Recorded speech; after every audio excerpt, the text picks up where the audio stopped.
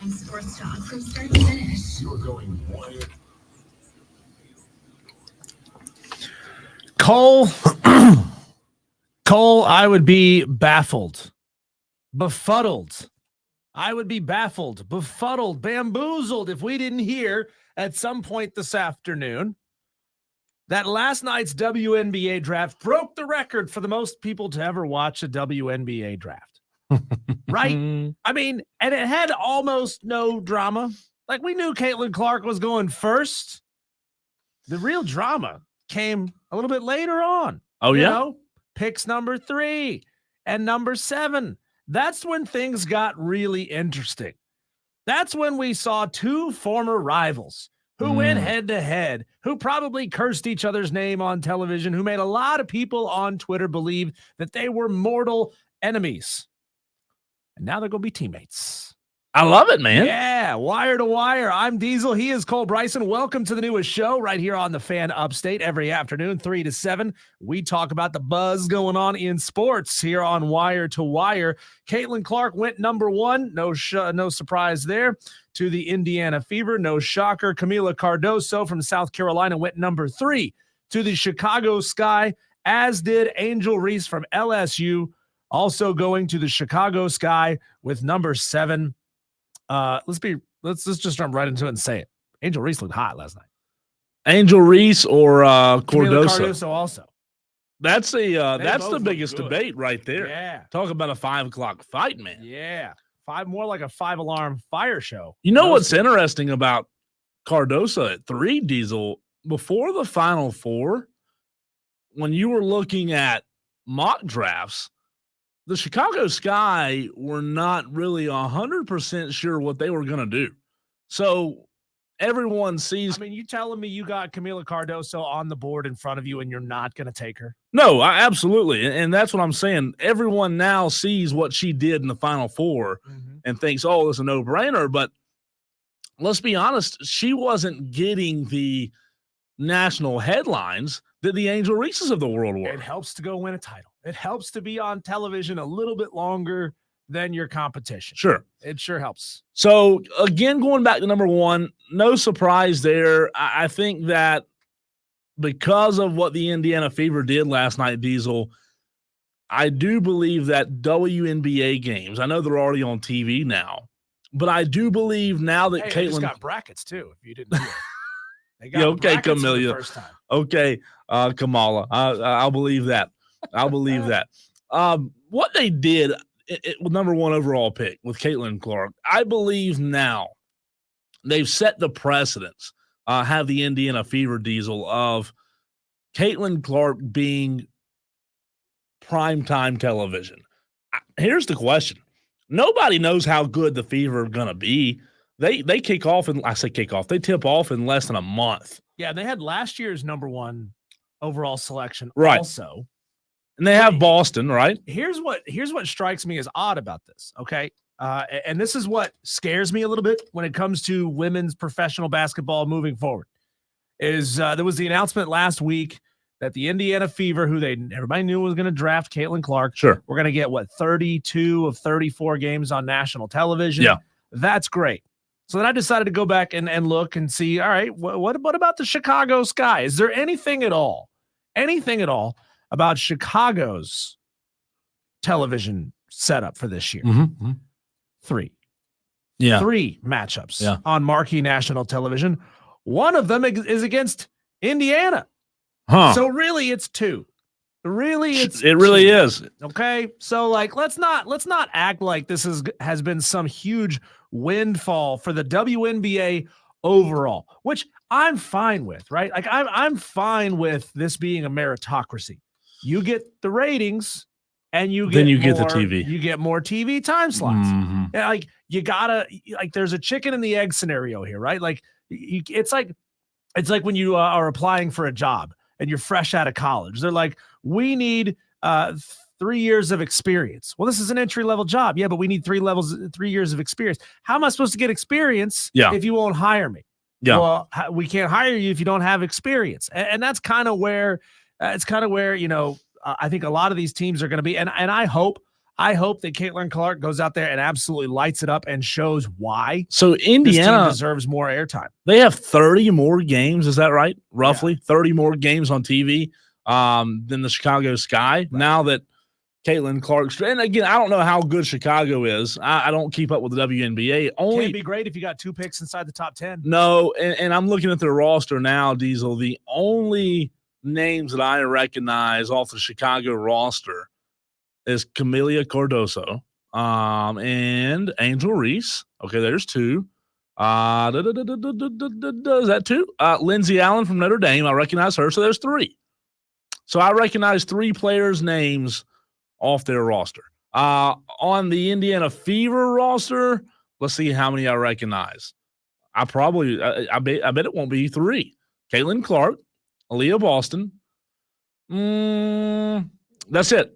There's 2. There's 2 that I recognize from Indiana. So while these games are televised, I hope they do a good job of marketing these other players because I don't know any. I mean, Grace Berger I've heard of, but other than that, man, I don't. Well, ultimately, we're going to find out, is this compelling television or is it not? That's ultimately what's going to decide if this 1-year contract where you get 30 of 34 or 32 of 40, whatever it is, 30-plus games on television, if that'll stick, if that'll be a 2025 deal extension as well. But, I found this interesting, Cole. I had never really considered it in the WNBA, just how many foreign players are coming in and playing in the WNBA. I looked at the top 12 picks of the WNBA draft. There are 2 French players who went in the top 12, 1 Australian player. So 25% of the top 12 in the WNBA draft are foreign players. 2 of them French. It's like the first Barons War of 1216 all over again. When Louis VIII invaded England. They're coming. The French are coming for our basketball, or as they say it, les basketball. What's interesting is Los Angeles, the Sparks last night took Cameron Brink, center out of Stanford, with the number 2 overall pick. Is she the one that was Steph Curry's goddaughter? I don't know. Maybe so. Tall, skinny, blonde, white girl? Yeah. She was Steph Curry's goddaughter, and I think they had a photo of her when she was tiny. And Steph was a kid also. Yeah. He's probably like 12 years old, and he's holding this girl as like a child. Yeah. And then flash forward to 2024, and she's got him by like 1.5 foot. Well, what's interesting is Camelia Cardoso could have ended up in Los Angeles, but for whatever reason, the Sparks thought that Cameron Brink was the better center. So now Cardoso's in Chicago. However, I don't know. Again, I don't know a ton about these rosters, but playing with Angel Reese seems like it could be it's a better situation. It might be a better situation. I'd rather be in LA though than Chicago. Yeah. But Angel Reese, number 7 overall, man, that's absolutely huge. Those 2 playing together, Cardoso and Reese. I mean, Diesel, we all saw what kind of battles they had in college, especially in the SEC tournament.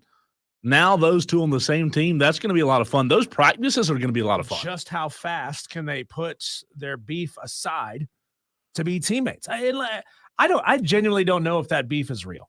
It may not be. I mean, I know they're beefing in the moment because they're competitors and they're trying to beat each other. Yeah. But do they genuinely hate each other's guts on a personal level? I doubt it. I doubt it. Now they're professionals. Now they're getting paid to be here together and to be teammates. So here's where I see a problem with the rest of the WNBA, excuse me, with the rest of the WNBA draft last night. And bear with me, my voice and my throat right now is struggling, as you can tell. Diesel, of the 3 rounds last night, we all recognize Caitlin Clark's name, right? We recognize Cardoso's name, and we recognize Angel Reese's name. Mm-hmm. However, the problem with the WNBA is outside of those 3 players, you go down and look at number 9, number 10, number 11, number 12. Now I'm looking at second round results. Of all the second round results, Diesel, I don't recognize a single name. Third round results, I don't recognize a single name. That's a big reason why, Cole, I don't watch drafts. I'll watch the first round of a draft. I genuinely rarely ever watch anything past the first round of any draft. Like, it doesn't matter. NFL draft. I mean, we'll do it this year because obviously the Carolina Panthers don't get to draft until the second round anyway, and that gives me a reason to watch the second round. But like, if I wasn't covering the draft, I would not watch past the first round. It's kind of pointless, and like, it's a different type of person who watches the 4th, 5th, 6th round of the draft. Texter chimes in and says, Cameron Brink is not a center. She's a small forward. Well, I believe, I could be wrong, I thought she played both. CBS Sports has her listed as number 2 overall pick, Los Angeles 6'4". Sparks. Ain't nothing small about her. Cameron Brink, center, Stanford. So, again, she may play both, but splitting hairs. Yeah, exactly. One texter says the NBA is going to be even crazier. The top 7 prospects projected in the draft are all overseas, which I love. I know a lot of people don't. You were talking about it just a few minutes ago, Diesel. I like having these foreign players come into the American leagues. Hey, we can actually call these teams world champions now and mean it, because our leagues are still drawing the best from around the world to it. I love it. I mean, think about the NBA. Who are the best players? Nikola Jokic, Luka Doncic, Victor Wembanyama. I mean, so the guys that do come from overseas, Giannis, yeah, good point. The guys that do come from overseas, they are right now, they're the best ones. Who is not in these kids' ears? And this is requiring a cultural shift in the game.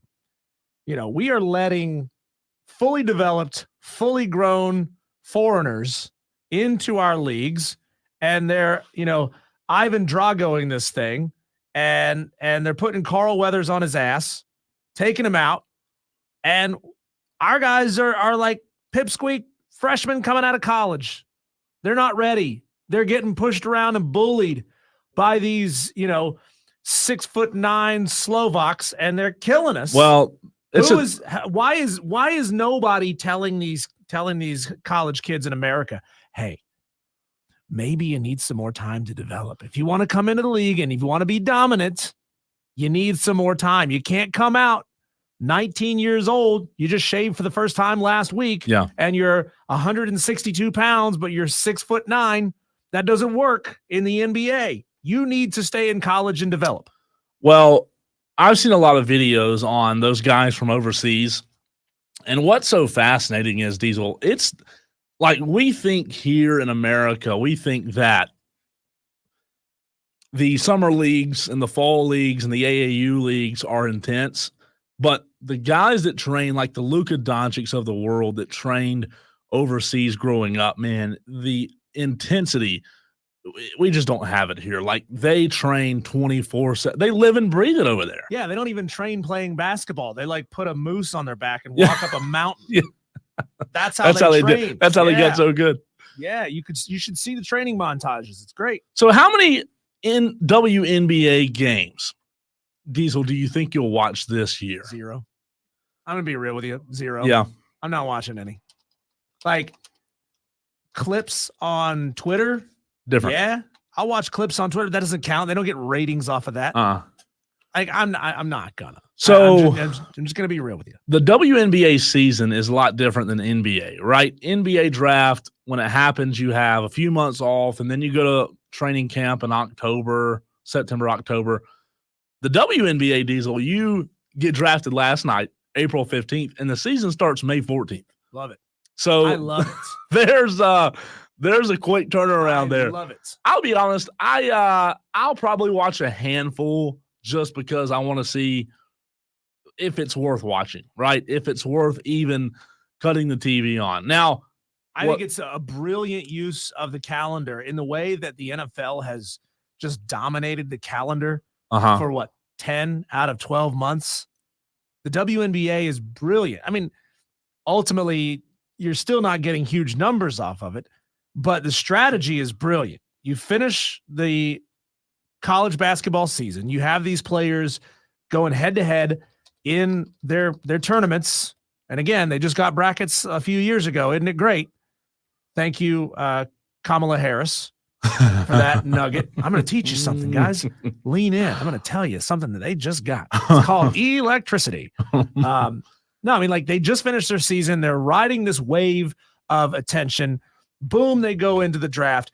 Boom, a month later, they're on the court. It's brilliant the way they've timed this thing. And the NBA could learn something from this. I do like what you're saying. However, I do think the WNBA needs a better TV deal. Like, they need to do a better job negotiating and getting a much different TV deal, because if we want the salaries to improve, and we'll get to that later in the program because we have something very fascinating regarding the salaries of WNBA players, but like, if we want the salaries to increase, doesn't that I know 100% doesn't, Diesel, but doesn't the majority of that come from TV revenue? So isn't the WNBA's job to have better negotiations with TV networks to get these players what they actually deserve instead of $70,000 a year? Yeah, it's true. That salary is garbage. And, again, we will get into it a little bit later, but Caitlin Clark's 4-year deal, $340,000 for a 4-year contract that increases from $76,000 in her first year to $97,000 in her fourth year. She'll make a ton more on top of that in endorsements. So don't weep for Caitlin Clark. She will be fine financially. And she's in what, Indiana? Yeah, I was going to say, but I'll tell you this, man, if it was LA or something, I don't know. Like, I'm not saying she wouldn't be fine, but $70,000 in LA is not a lot of money, This is the internet age, man. You don't need to. I mean, she was doing just fine in Iowa with NIL deals. She's probably making more with NIL. You don't have to be in a big market to get good NIL deals. I mean, look, DJ Uiagalelei had Dr. Pepper. He was on television every 5 minutes out of little old Pickens County, South Carolina. No, she'll be fine. She'll be fine financially. A lot of people are making a bigger deal out of this. Look, a lot of people have contracts and have compensations for what they do. Yeah. That's split between a base salary and your unlimited endorsement potential after that. It's hard. I don't know what the breakdown where the finances come from for WNBA salaries. Like, you would think a lot came if from they TV. have better ratings over the next 5 years, could they maybe increase their salaries by 10% across the board? Maybe, but that's still not anywhere close to what the men are making. So, and rightfully so. The men are garnering a much bigger audience. Yeah, they are. They are a bit much bigger audience. All right, we talked about it yesterday. We'll get back to it later in the program, but Cam Scott out of Lexington has announced that tomorrow he will make a decision at their signing day where he will be playing basketball. I've had a lot of text messages today from people who are in the know, and we'll get into it later in the program. However, coming up next, Wes Mitchell of Gamecock Central will join Wire to Wire. He covers football and recruiting for Gamecock Central. We'll get his thoughts on the spring game and more coming up next. He's Diesel. I'm Cole Bryson, and this is the Fan Upstate.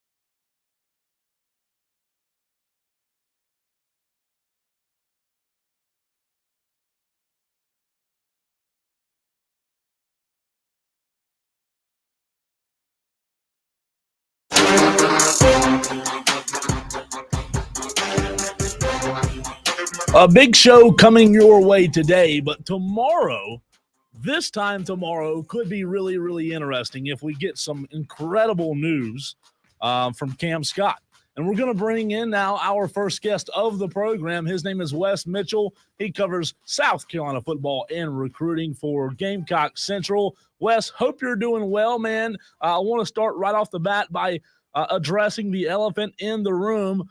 A lot of anticipation about Cam Scott withdrawing from the NIL, or his NLI rather, at Texas, and now all of a sudden all questions are in the air. Are there any signs that point to Cam Scott being one of those guys that stays home? Yeah, I appreciate you guys having me, man. And I would say, if you look no further than Cam's announcement about leaving Texas and why he, didn't end up enrolling at Texas, he said he wanted to be closer to some family. And obviously South Carolina was, I believe, probably the second place team when he initially committed and signed with Texas. And, I just feel like this. There's a lot of positive signs here in the Columbia area pointing towards the Gamecocks at this point. And, I think it would make a lot of sense. This is a program that under Lamont Paris, they got Gigi Jackson 2 years ago, the top player in the state, and they were able to keep Colin Murray-Boyles home last year. And this would potentially be the third year in a row that they've got the top player in the state of South Carolina. So I got a pretty good gut feeling the Gamecock fans could be pretty happy tomorrow. Wes Mitchell covers the South Carolina Gamecocks for Gamecock Central. Thanks for joining us here, Wes, on Wire to Wire with Diesel and Cole Bryson. The transfer portal is officially open as of today. Any surprises? I know it's just a few hours in, but any surprises, anything jumping out at you this early? Shane Beamer has done really well in the transfer portal over the past couple of seasons. A lot of big names coming in.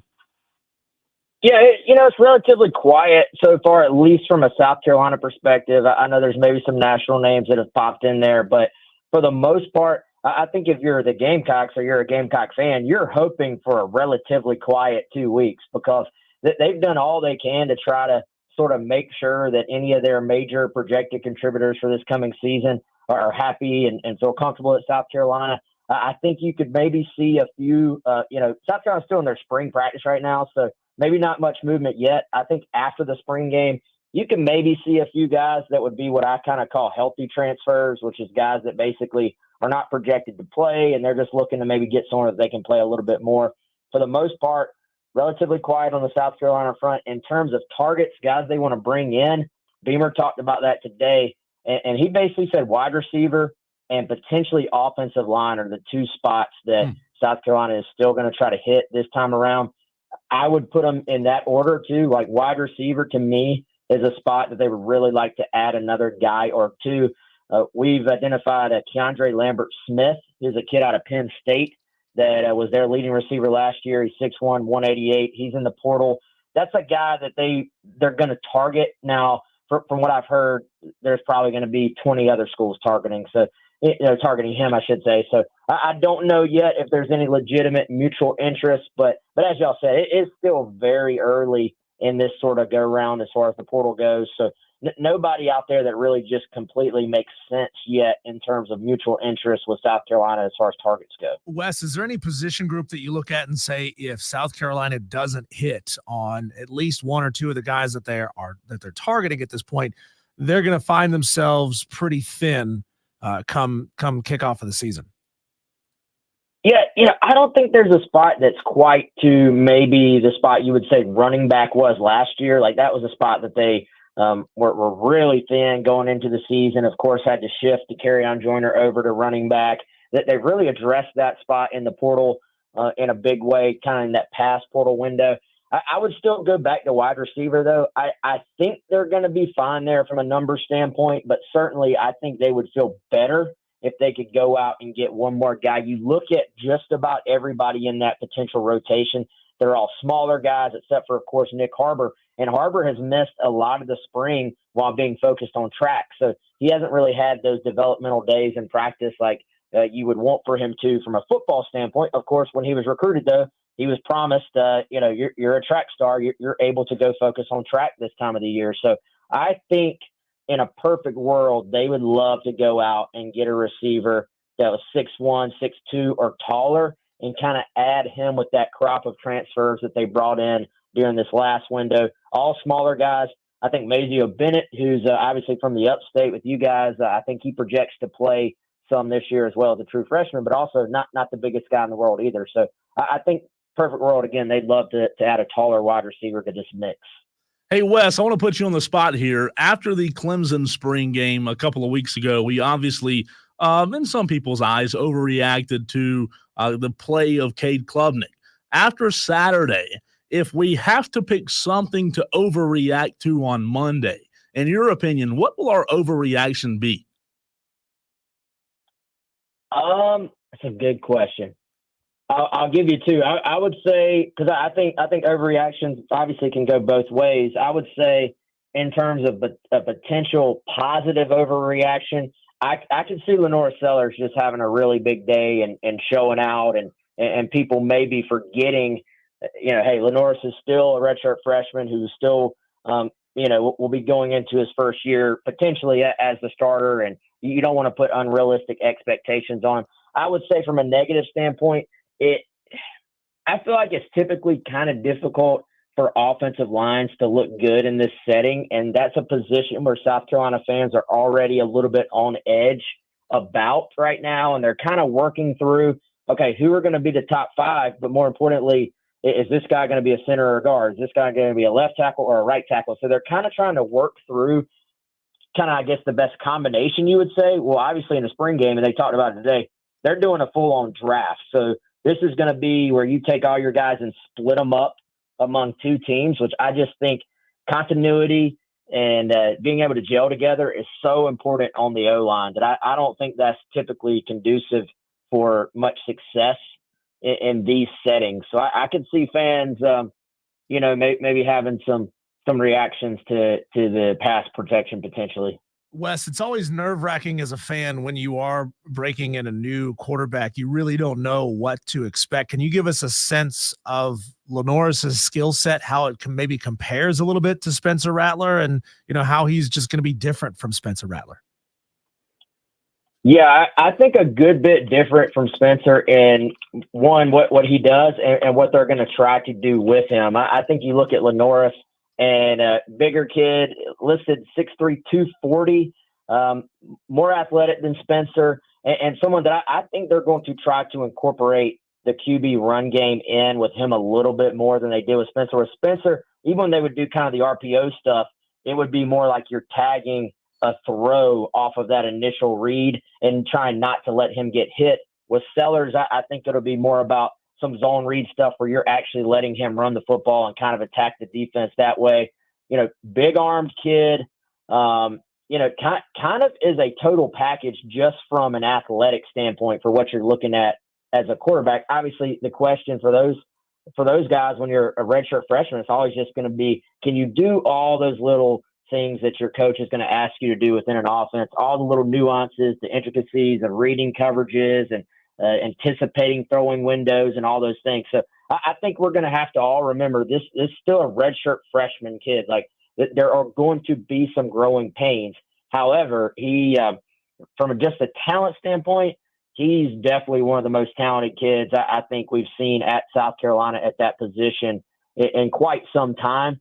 And that's a mouthful because, Spencer was probably also one of the more talented guys that we've seen here in quite some time too. Wes Mitchell of Gamecock Central joining us on Wire to Wire on the Fan Upstate. Wes, you mentioned a few minutes ago running back.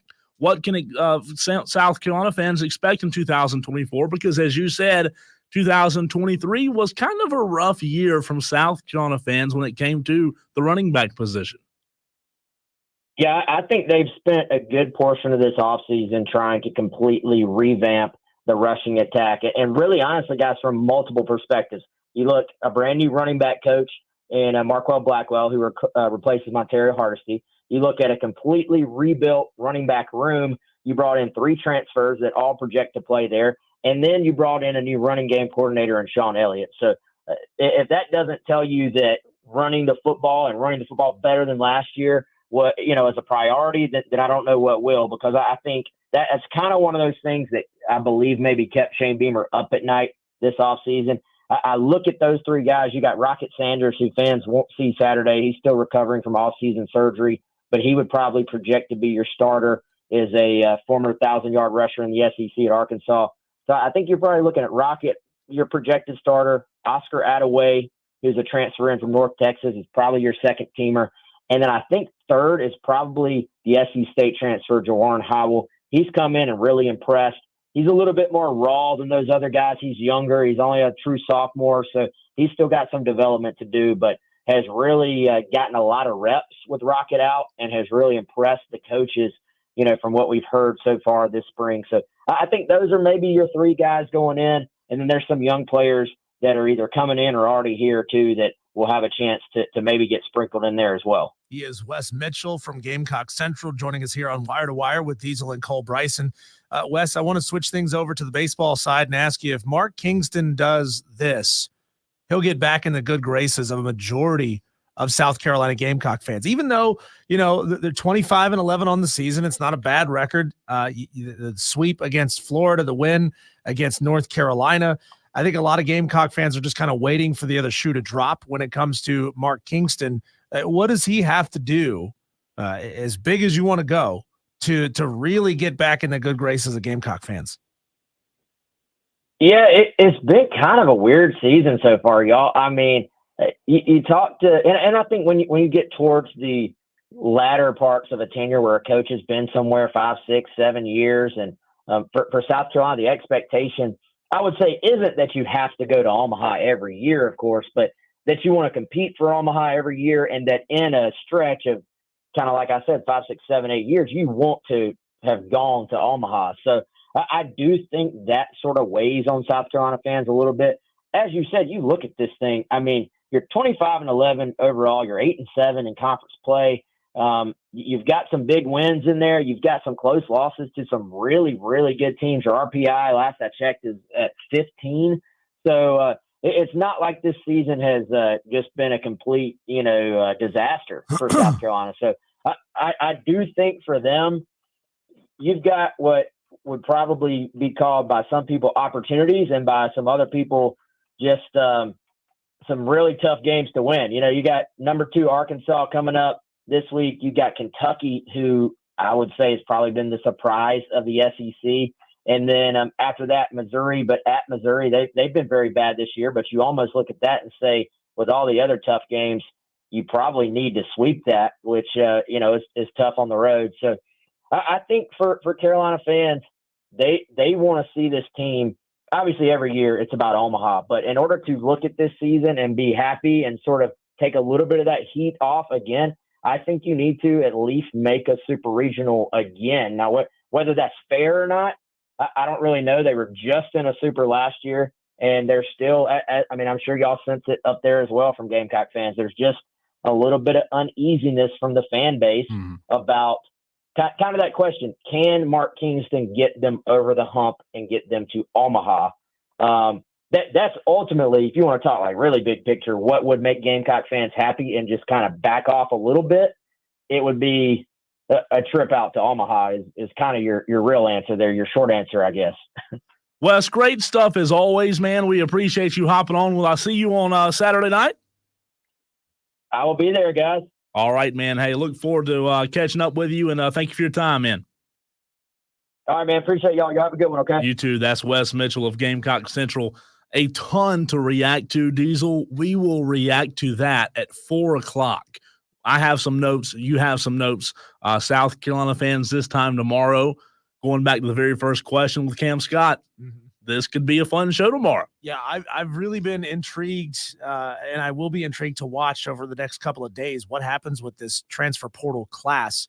Shane Beamer, he was turning South Carolina into a very attractive portal destination. As of right now, we haven't heard any big names choosing South Carolina, but hey, the portal just opened today. We've got 2 weeks to let this thing play out. It's going to be fascinating to watch. You're listening to Wire with Diesel and Cole Bryson. Don't forget, next Wednesday, we're going to be on the road at Ingles Markets. And then Thursday, we'll be on the road, just up the road here on Woodruff Road at Dave & Buster's for our draft special. Looking forward to that. Looking forward to all you Tolos coming out and being a part of the show, showing some face. We'd love to have you at the at Dave and Buster's next Thursday.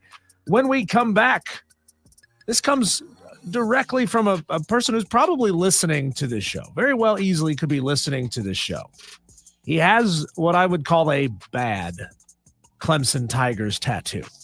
And I want to know from you, Tolos, if you're dating somebody and, you know, you're getting hot and heavy, you're getting intimate for the first time, you take off an article of clothing and then bam, there's a big, ugly sports team tattoo. Where does that have to be a deal breaker for you? That's coming up next here on the Fan Upstate.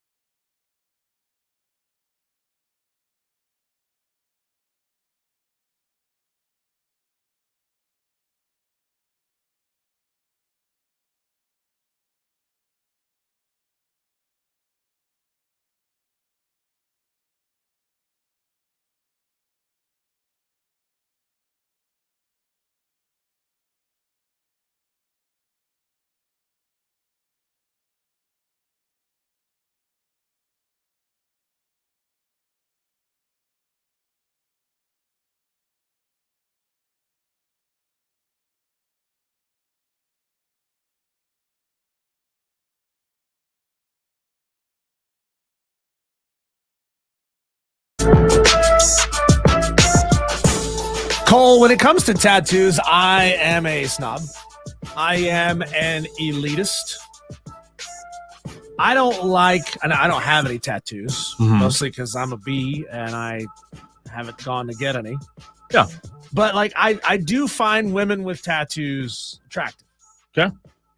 But it has to be really good work for me to find it attractive. You know, like if she's got like a random assortment of disconnected, just weird tattoos. Think Pete Davidson. I know Pete Davidson's not a chick, but you know what I'm saying. Like weird, just random tattoos. That's awful. It's ugly. Not into it. So I like, to me, if you go out and you spend the money and you get really quality work and it looks great, I think that can be very, very sexy. So you don't like women in Myrtle Beach?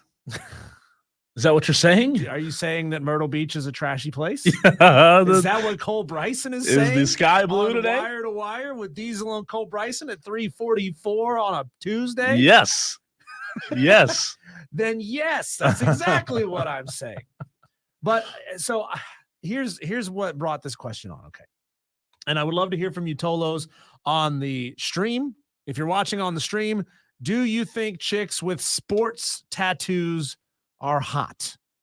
Jump into the comment section. So here's what brought this on. Okay. So I am on Twitter yesterday and I see a post from a very well-known Clemson account. Yeah. Won't say the name, but it is a big account. Okay. And you know, this is not a direct one-to-one, but it was a guy, and the guy had a tattoo that was very much in the style of tattoos that were popular in the mid 2000s. What it was a tattoo on his shoulder that looked like a tiger had clawed his shoulder, peeling the skin back and revealing a Clemson tiger paw underneath. That sounds cool. That would have been a super popular tattoo 20 years ago. Okay. But it's kind of like fallen out of favor. And that's what happens. Like I'm not bagging on the guy for having the tattoo at all. All fads and styles come and go, right? What's popular now won't be popular 10 years from now and vice versa. But I started to ask myself the question, what if that tattoo was on a girl? Like, what if you were starting to date someone and it was on her body and you found out that she had this thing? Where would a massive over-the-top college sports team or pro sports team tattoo be on her body that would make you say, that's a little weird, I don't know that I want to date you? So, I think anywhere. Anywhere. Any sports tattoos at all is a no-go for Cole Bryson. I don't know that I've ever seen a woman with a sports tattoo. Now that it's got to happen. Like this cannot be something that just we I don't know. Men do to ourselves. I don't know why. Because men love getting sports tattoos. Yeah. We love it. And I don't understand why, if it's almost exclusively a male thing, why that is. Now, I'm not opposed to tattoos on females. I'm not saying that. I really don't think I've ever seen two tattoos or sports tattoos on a female before. And like, why? What's the purpose of that? Because I mean, you know, you see like the Olympic athletes who will get the Olympic rings tattooed on themselves. Yeah. I just don't know that women care enough about sports. If they do, maybe. So you're saying that no woman out there is going to go get an Indiana Fever tattoo on her like left butt cheek just to show how much she cares about Caitlin Clark? I would say of females that get sports tattoos, I would say it's probably one out of every. Yeah. I mean, I've seen women with sports tattoos in like, you know, it's the Japanese wave and there's somebody surfing on the Japanese wave. Like I've seen that before, but that's not a sports team. It's not like a woman who's gone and gotten a block C with a Gamecock inside of it tattooed on her body somewhere. Diesel, I'd probably say one out of every 1,000. One out of every. Okay. I would probably think if you had 1,000 women. Yeah. I don't know, man. I understand that anybody listening is saying, well, if you're a Gamecock fan and she's got a Clemson tattoo, never going to date her. That's fine, but that's not necessarily the question here. That's you saying you don't want to date a hardcore Clemson fan. And that's understandable. For a while, Cole, I came up with an idea for a dating app where you could select or filter the type of people that you wanted to date based on what type of sports fan you are. So you date pro sports fans, NBA fans, NFL fans. Yeah, I remember you saying that. But you won't date a Green Bay Packer fan. I like that. So anyway, so you say no sports tattoos at all. And I know your fandom proclivities. Yeah. Are you open about those on the air? Yeah. You're a Clemson fan. Yeah. Cowboys. You're also a Wofford fan. Sure. You're a Cowboy fan. Sure. And Braves. Okay. So you meet a woman and she's got, if she's got the old Atlanta Braves native Indian logo, which I understand is a rare, question that I'm asking. It's probably not very, but if she has that, like tattooed, she has a little one tattooed on her ankle. You just said no sports tattoos at all, but would you tolerate that little, Brave tattoo on the ankle? I think I'd tolerate. What if it was like a full thigh piece? Yeah, and I'm good. No. One texter agrees with me though, man. The texter says that's a no from me on a woman with a sports tattoo. That's too much testosterone in a female for me. I asked my wife last night. I had considered at one point, didn't happen, but I had considered getting a big App State Yosef tattooed on my shoulder. And she's like, no, that wouldn't be a deal breaker. I said, but what if I got the App State Block A on my belly, where the triangle in the capital A was my belly button? She goes, funny. She goes, yeah, I'd never date you if that was the case. It'd be funny. I would never date you if that was. You know what's interesting about that? As big as a Cowboys fan as I am, I have thought about it, but I'm surprised that I have not done that yet. I'm surprised because I have two tattoos. Dated a woman with a sports tattoo? No. Or I'm surprised that I have not gotten a Dallas Cowboy tattoo because I'll be honest with you. What if they do something so egregious and then you can't remove it? I don't know that I'll ever be wise enough to ever. I don't know that I'll ever be wise enough to not pull for him. I mean, you can ask about close friends, man. I get tore up about it. Jerry Jones could bequeath the team to his children in perpetuity, and you'd say, nah, still with him. It's just something. Come on, man. You got to be willing. You got to be open to the idea that you may have to hit the eject button one day. I don't have it in me.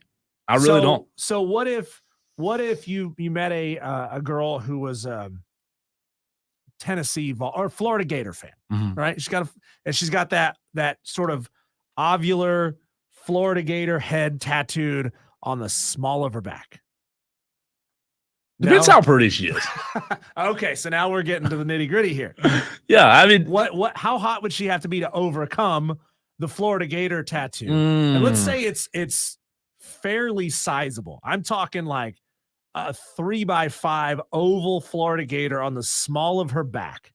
She's got to be a solid 7? Yeah, 8 to get past that. I'd say 7+. 7.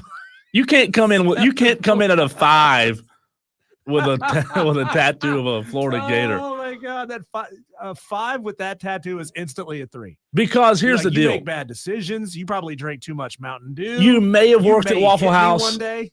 Yeah, you just never know. You never know. You may or may not have just got off your shift at the Waffle House. I don't know. I hate to say that. Yeah, but they've got to be pretty, man. What if she's a Dallas Cowboys fan and she's got a major back piece? Wow, like a big one. I'm talking 12x12, a big I'm Dallas star on her back. I'm so dumb and loyal to that team, it probably wouldn't matter. It probably wouldn't. It really wouldn't. The hotness requirement goes down for the Dallas. Okay. So what you're saying is the tattoo makes her hotter. So all of a Cowboys. Sudden, Cole is like, I'm kind of into this for the right team. Depends on the team. But definitely have to be pretty. I want to know, are there any ladies in our listening audience or men who are husbands of ladies in our listening audience who have sports tattoos? Yes. Look at the stream. Oh, Lisa Mosley. I'm a female and I have a tattoo of the palmetto tree colored half garnet and half black. I like that. Lisa Mosley. We need a little more details on this. Number 1, how big is the tattoo? And number 2, where is it? We need that information. We're going off to break. We'll get that. We'll keep the people waiting for that information on the other side of the break. if it's appropriate for you. I'm just kidding. We want to I'm know just even kidding. if it's not appropriate. All right, coming up next, our reaction to the conversation we had with Wes Mitchell. Diesel, you and I both have some notes written down from that. I think it was a great conversation. I want to dive more into that coming up next. He's Diesel, I'm Cole Bryson, and this is the Fan Upstate.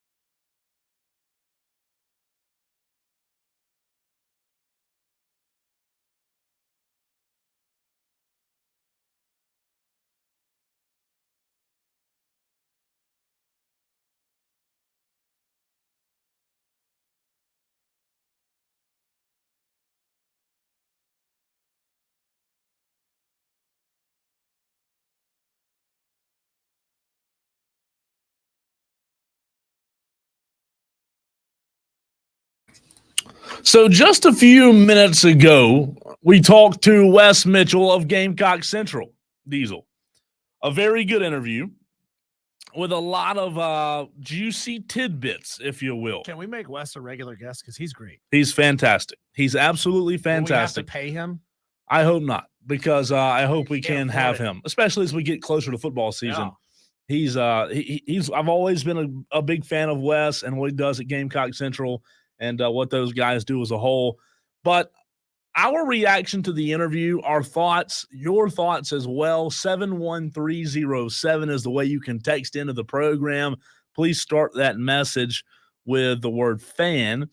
And then also you can call in. Phone lines open as well during this segment, 844-326-3663. That's 844-FAN phone.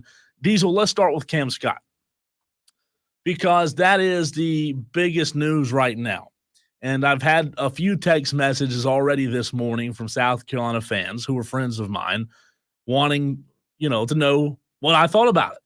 And as Wes said, and as we read yesterday on the air right here on Wire to Wire, Diesel, based on his tweet that he sent out saying that he wants to be closer to home, you've got to assume, and I know you don't always want to assume in this kind of thing, in these kind of situations. Why but not? You assume, right. You react, and then you retract later if you have to. Yeah, exactly. But all signs right now are pointing toward Cam Scott, the Lexington Star, who withdrew from Texas. All signs, these are pointing for him to come to South Carolina, stay home with Lamont Paris. This would be ginormous for South Carolina basketball. It would, and we have lamented very regularly on the station that Clemson and South Carolina have not done a particularly great job of putting a border around the state and keeping some of the top talent in. Like, sure. Hey, if Kentucky calls, you're probably going to go. If Duke and North Carolina call, you're probably going to go. Yeah. But there's a lot of basketball talent in this state that's getting out, sure. And that's a problem. So if this has legs, if this is true, and South Carolina is able to keep him home, that's a fantastic get for South Carolina. And it also puts pressure on Brad Brownell to do the same. Boy, does it. Because I just hope beyond hope that Cam doesn't use South Carolina for a year or two, like Gigi did, or like several other players. What was the guy's name who transferred to Oregon, put up 40 on him? Oh, Cousinard. Yeah. I would hate to see that be the situation. Like, you came home. Again, I'm not basing this off of any intel. I'm just saying this is what I hope isn't happening. Sure. Maybe, the NIL deals at Texas weren't what he wanted, and he's coming back to South Carolina because, well, staying at home, maybe you have the opportunity for more of that, and then you use that to your advantage and you bounce out later. I hope that that's not the case. And again, I have no reason to believe that that is the case, but I would just hate to see that happen. I would love to see South Carolina become the destination. Well, both Clemson and South Carolina, but in this case, South Carolina, the destination where in-state players say, I got to play there. Like, make it difficult. Make it a difficult decision to say, well, I'm going to go out of state. I'm going to go here. I'm going to go there instead. So for those that did not hear it yesterday, I did read what Cam Scott tweeted out. And again, as Wes Mitchell, I thought, did a very good job of kind of beating around the bush at the same time of not giving it away. Cam Scott's tweet said, first and foremost, I would like to thank the city of Austin, the Texas men's basketball staff, as well as Longhorn Nation for the love and support up to this point. With private family matters and long thought-out conversations with my family, I have requested release from my National Letter of Intent, his NLI, with the University of Texas at Austin. And here's where it gets interesting, Diesel. And we'll be looking to stay closer to my loved ones as I pursue the next steps in my basketball career. You did say that Florida State was on his final list of teams. That's closer. Tallahassee's not that far away. So I'll tell you this. I've had some sources this morning confirm that he does want to stay closer to home from the people I've talked to. I have also had sources confirm with me this morning, Diesel, that close to home definitely 100% does not mean Clemson. So if you're a Clemson fan thinking you have a chance, I'm sorry. Or you could throw a lot of money at him and see what happens. Yeah. Try your best. I've also been told that he's not going to a lower Division I level program in South Carolina, right? The kid was committed to Texas. So you can gather from that what you want. But I talked to several people this morning that said it's definitely not Clemson, 100%. He's staying home, closer to home. And Diesel, all signs point to Lamont Paris is about to land one of the – I saw this kid play just a couple of months ago. And I'll tell you, man, he played against a really good Burns team. But Cam Scott, what he did in that state championship game, he's another level. Well, that's just damn exciting because I mean we saw what Lamont Paris was able to do with an island of misfit toys. Sure, a random gathering of players. He just had to put a team on the court, and what he was able to do with that. Maybe that's a 1-year run. Maybe that will never be repeated, but I don't think that's going to be the case. I think Lamont Paris is going to do big things with the South Carolina basketball program and legitimately turn South Carolina into a basketball school. Well, what do we talk about like the very first week on this program? I said, as good as Brad Brownell's been this year, Diesel, I still thought that South Carolina had a better culture in place. I still thought that Lamont Paris had a better culture at South Carolina than Brad does.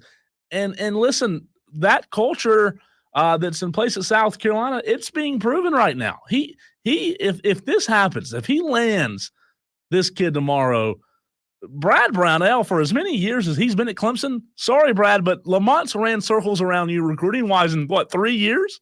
That's not a good look. Yeah, it took a big-time NIL deal to get Joe Girard. It took Dabo Swinney get involved to get Joe Girard, and I haven't heard anything about Shane Beamer needing to step in to sweeten the pot and to make Cam Scott. Cam Scott probably said, Shane who? Yeah.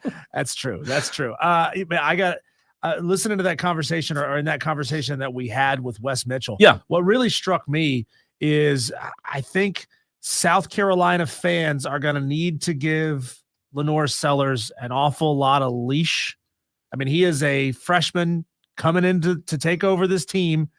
And, we had talked about who's the quarterback from Arkansas that I think he announced. Did he officially announce or leave for South Carolina? I know who you're talking about. I just can't think of his name. Somebody help us out here. It's kind of a last second thing that we hadn't thought about in a while. But I'm happy that South Carolina is going to give Lenore Sellers the time to develop. Yes. And I'm happy that they're going to put their trust in a freshman quarterback and somebody who needs time to develop in this system. You can't be that program that's consistently replacing the guys that you recruited out of high school. You told them that, hey, we're going to develop you and make you great, and then you just go and pull the rug out from under them. Well, I'm happy for the fan base that Shane Beamer is drawing a line in the sand and saying, hey, we had a great time with Spencer Rattler for 2 years, but that's not the program that we want to be. So I liked what Wes had to say in regards of how Lenore Sellers is different than Rattler, right? Because they are two different quarterbacks. However, I think there are similarities. And when you asked him that question, Diesel, he pointed out more differences than he did similarities. I do think that South Carolina fans last year in the spring game saw flashes from Lenore that they got excited about, and that excitement has not gone away. When I asked him about overreaction from the spring game, he said it best. It could go either way, right? Good or bad. If Lenore doesn't have the best spring game, are we going to talk about him like the same way we talked about Cade after the Clemson spring game? I hope not. I don't think we will, but I am super interested to see how Lenore takes the reins as the starting quarterback, because he's the guy now. He's not pushing for a job anymore. Yeah. And I think that's what's so interesting, because Rattler did a great job of embracing that when he came in. He didn't have any hesitation, right? He didn't have any,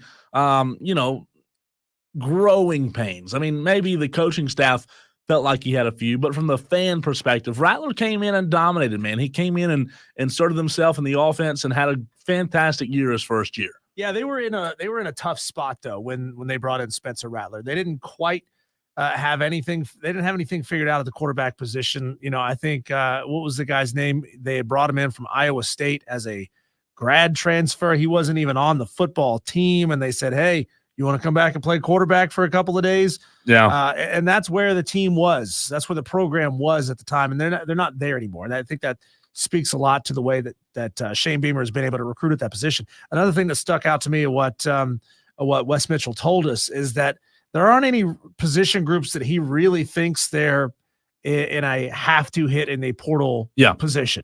You know, he said, I think we're fairly okay across the board. We can add some depth. We can add some reps to guys who weren't getting quite as many reps at their previous location. So we have the ability to get better and deeper at positions, but there's not really anywhere that we're so thin that we have to go out and hit. He mentioned wide receiver and offensive line being needs, but to your point, not being glaring needs, right? Right. He mentioned wide receiver and offensive line. Like, doesn't everybody need that? Yeah, and I think Wes's point was he felt like they needed a little bit more depth there at the wide receiver spot and the offensive line spot. So to your point, I think it'll be interesting now that the portal has opened if they do have activity. Now, I don't think this part of the portal, this season of the portal when it opens in April, I don't think this is the time where you want to be really, really involved, because right now, like for South Carolina, their spring game is Saturday. If they're having to go out and get guys in the portal right now, that's probably not a real good sign. You know, like you can still add guys, but right now you are what you are. You can't be going out getting starters right at this point. I mean, add depth, right? If you're going to get a starter in the transfer portal, you needed to do it in the last window. Texter says, I honestly believe the overreaction will be way too positive regarding Lenore Sellers, and we trick ourselves into thinking we may have a good year. That's a good point. That's always going to be the hard part about South Carolina football. You can get better and have a worse record. Like you could on paper across the board be a better football team and have a worse record just because the SEC is so damn tough. And I'd have to pull up the South Carolina football schedule to see, do we really believe that they're in a position to take a step, win another game or two that they didn't win last year? Well, I do think that texter has a point, because I'll say this. And I'm not throwing shade at anyone or any program. I have a lot of friends who are South Carolina fans. I really do. Of the friends that I have that are South Carolina fans, most of them are level-headed South Carolina fans. Some of them, however, still have the from time to time, they like to, crow. They like to crow and pretend like all of a sudden they're going to be a lot better than they are, to the texter's point, right? So I'll say this. I do agree with that they could see Lenore play well, that they could say, a little bit overreaction, we're going to have a really good year. And when the reality of it is, like you said, Diesel, they're playing in a brutal schedule. Yeah. Another texter said Sellers is going to be electric. I hope you're right. I really do.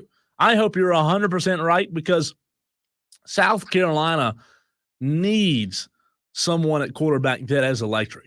Another text below that says, Wire to Wire is 10 times better than the previous show that aired at this time. Good job. Keep it up. We really appreciate the kind words, texter. Hope you continue to chime in. Another texter says, South Carolina offensive line has to be improved, but the schedule's brutal.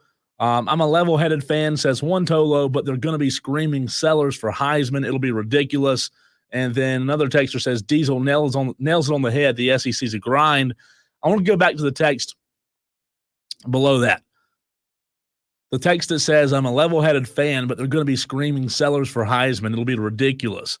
That's what I just said. There are most South Carolina fans are level-headed, but there are some that after Saturday, if Lenore plays lights out, they will be, I don't know if they'll necessarily be saying he's a Heisman candidate, but there will be people in South Carolina fans who overreact. You know what would maybe give you at least some actual fodder to be able to say that if you weren't playing with yourselves on your spring game? If you actually played against somebody else? No. Yeah. No. Didn't get Yeah, hurt. we're gonna get break. Oh, come on. You get hurt walking down the street, man. You get hurt in practice. You get hurt, when you say the wrong thing to your girlfriend. Like it's not any more common that you're gonna get hurt in a spring game against Presbyterian. That's why they're playing Walford. Than you would if you were playing against the number 2s on the other side of the position group. It's just silly, man. Spur Daddy says, I think Lenore's going to ball out. I think he'll show out, but will be 6-6 because they will be in a lot of high-scoring shootout games. Interesting. Maybe. Getting back to our previous conversation about sports tattoos, Texter says, my sister has a Clemson paw on her butt. There's no way. We got to know where exactly is the little crack in the tiger paw? There's no way. That's true. How big is this tattoo? And how do you know that your sister has a Clemson tiger paw on her butt? There's no way that. Another texter says it's the view you were looking at from the tattoo that matters. I see what you're saying there, Texter. Texter says that's a no for me on women with sports tattoos. That's too much testosterone in a female for me. And then we still never got an answer. We still never got an answer from our texter earlier, from our streamer earlier in the show, who told us, Lisa Mosley, who told us that she's got a palmetto tree that's 50% garnet, 50% black. She never told us where it is. I think that's pretty popular, though, right? Yeah, that's a popular one. Palmetto tree. That's one that you could get away with, depending on what you put around it. You can get away with like disguising it into a bigger, larger tattoo. Does a palmetto tree tattoo is that considered a sports tattoo though? I mean, if it's garnet and black, maybe if it's so, garnet right? and black, it's clear that it is. I think you can mix that into another tattoo correctly, and it not necessarily seems so obvious. I don't have an issue with that. I'm a Oh, okay, Texter, this makes sense. Okay. Texter says, I'm a female, so I've seen my sister's butt and was with her when she got it. It's on her cheek. That's okay, great. That makes sense. Another texter says, you made me look at my clock arguing the spring game. Thought it was 5. Trey from Kentucky. Not sure what that means, Trey. What did we say here? What do we say? Thought it was 5. Yeah. So, hey, fantastic conversation. We're going to continue that later on in the show. They're ready, aren't they? Yeah, we're going to replay that interview for you coming up at 6:20. If you missed it, we will replay that interview with Wes Mitchell from Gamecock Central later on in the show. When we come back, Cole, in the first 100 picks in the 2024 NFL draft, we are expecting to see 2 Clemson Tigers and 2 South Carolina Gamecocks hear their name called. What's interesting about it is number 1 and number 2, and then number 3 and number 4 are projected to be drafted very close to each other. So who's going to get drafted first? Let's break that out as 2 separate battles. Yeah. Who's going to be drafted first in each of those battles between the Tigers and the Gamecocks? We'll get to that next here on Wire to Wire. He's Cole Bryson. I'm Diesel. This is the Fan Upstate.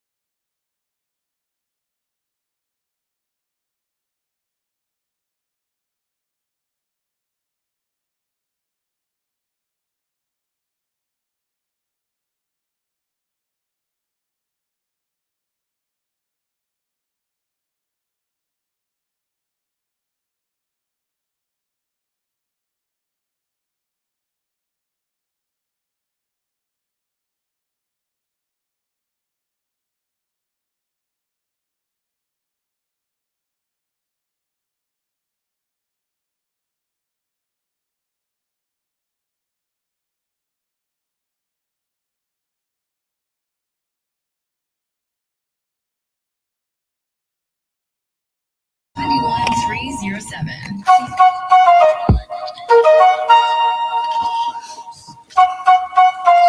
We have gotten an answer from Lisa Mosley about her palmetto tattoo. It's garnet and black. It's on her left shoulder. I like it though. The palmetto tree tattoo. Yeah, it's good. It's a tasteful, good tattoo. It's classy too. Yeah, I think it's a little bit more classy than a big chicken head. yeah. If you, God, I'm just picturing somebody getting that tattooed. I'm on a date. This is old me, single me, not current me, because I'm a happily married man. I couldn't imagine, getting hot and heavy. You start peeling off the clothes, and then you see that. Like, what if it was a full shoulder piece, like coming over the shoulder with the Gamecock head, like right there on the like that? No, that would be like. I'd still do it, but then I'd be like, maybe I wouldn't call her again. I decided something during the commercial. I can't say it without laughing. We're gonna get to your segment, I promise. But I've decided during the commercial break, as I was never mind. Let me just say this. I've decided during the commercial break, Diesel, that I am going to get my first sports tattoo. And I think the Tolos, the listeners, should be able to pick out where it goes. Obviously, it has to be Cowboys, Can't be on right? your face. No, it can't be my face. Try to screw you over and put it in a place where you're not going to want it. But I've always wanted to get my first sports tattoo. I don't think I'll ever be smart enough to withdraw my allegiance from Dallas. So I think I'm in. Like, I want to do it. And us talking about it in the last segment sparked my if you ever got that tattoo, you'd never have it removed, but would you ever tattoo over it? No, I don't think so. No. As long as it's not plainly visible and it's not something ugly, like I want it to look good. I want it to be, obviously professionally and well done, not just hey, my cousin does tattoos, I want it to be really he uses a guitar string, and I swear he sterilizes it with a Bic lighter before he does it. And for example, I'm not going to let people like Spur Daddy tell me that I need Jerry Jones tattooed on my butt, but I think I am willing to get. But what if it was a really well done tattoo? Like, have you ever seen Steve-O's tattoo? Yeah, where he's got the tattoo of himself doing the 2 thumbs up on his whole back.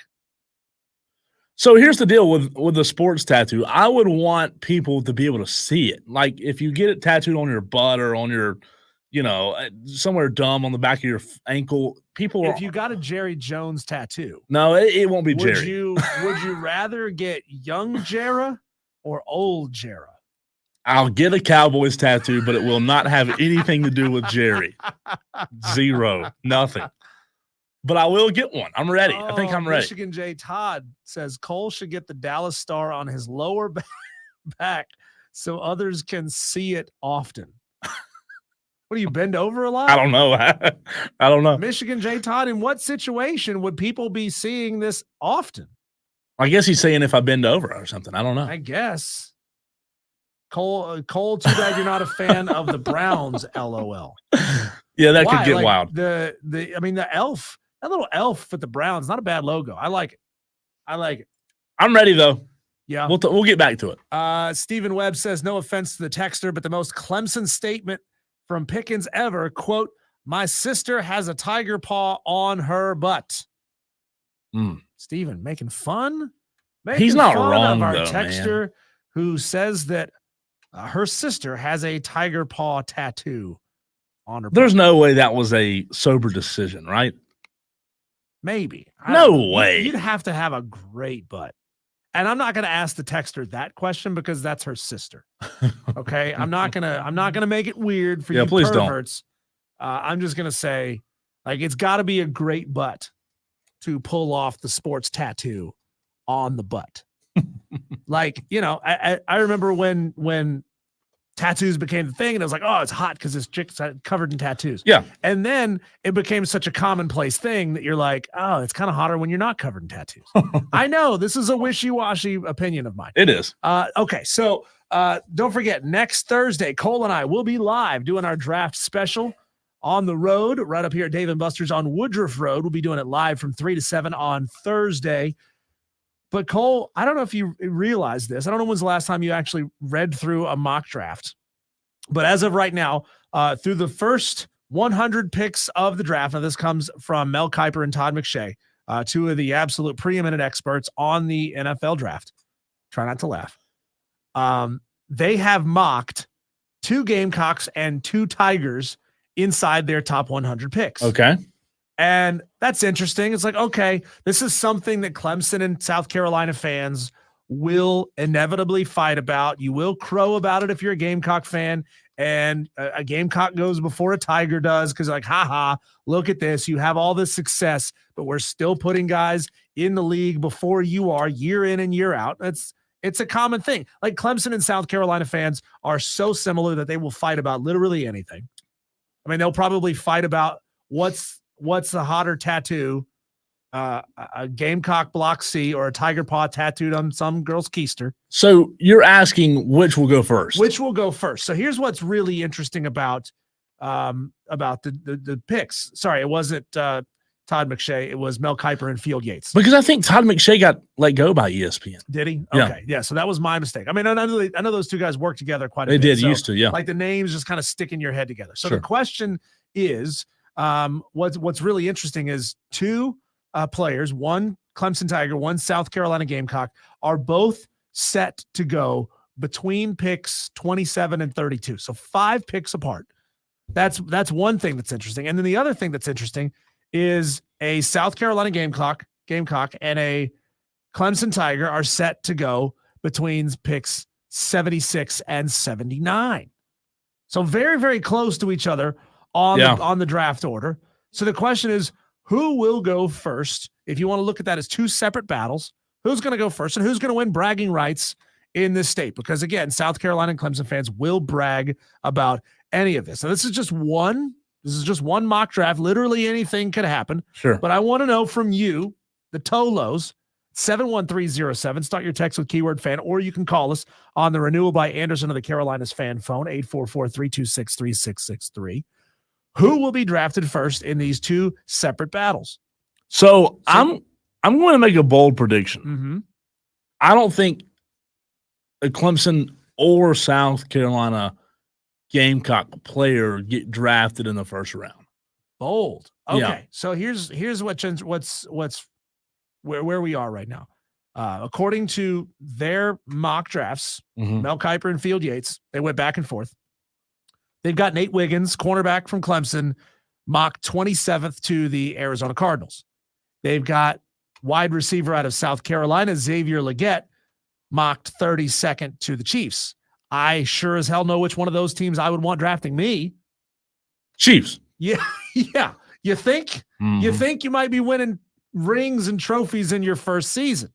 You're not going to win that at Arizona. So even if Nate Wiggins goes first, and it plays out just like this, Xavier Legette goes, Xavier's going to win this. Like he's set up for a better career. He's already got he's got a Hall of Fame quarterback on the roster. So if it plays out like this, Xavier Legette will have won this thing in a big, big way. But let's take a look a little bit what the NFL is seeing with these guys, and seeing with what they expect them to be. The draft analysis on Nate Wiggins says Wiggins' combination of coverage, talent, and traits could make him a defensive coordinator's dream. He's tall, long, and fast with rare recovery speed when beaten. Silky smooth lower body movement. It's always weird the way they describe these players. Like in what other context could you say that another grown man has silky smooth lower body movement? Yeah. Anyway, silky smooth lower body movement allows him to mirror, release, and trace routes without much effort. He can squeeze a little tighter from off-man coverage. Dear God, out of context. These are very sexual. He can squeeze a little tighter from off-man coverage, while his range as a cover 3 cornerback makes him a dangerous option to throw near. So there you go. He's going to be a fine pro. That is Nate Wiggins' draft analysis from the NFL. To answer the question of who will go first, and again, let us know, 71307. Start your text with the word fan. One texter says Spencer Rattler will be first, mid to later first round. That's not true at all. I don't think. But I would say this. I would say that I would probably assume that a team would pick Nate Wiggins first. And the reason for that is I feel like there's potential to get wide receivers, really good wide receivers late in the draft. I don't know that you gamble on a wide receiver early, even in day one. Like, I'll be honest with you, as much as I love South Carolina's receiver in Leggett, I don't know that I'm taking him first round. I really don't. So, yeah, he's currently mocked 32nd, last pick in the first round to the Chiefs. So because the cornerback position, because you do need, a lot of teams need defense and they need it now. I think that's where Clemson probably has the advantage in terms of who will go first. I'm not saying that South Carolina's wide receiver is going to be a bad draft pick. I just think that Leggett's probably going to be – I don't see him going first round. I think he's an early day two guy at best. I really do. There are other receivers I look as probably better options than Leggett, the two receivers out of Texas. I look at those two especially.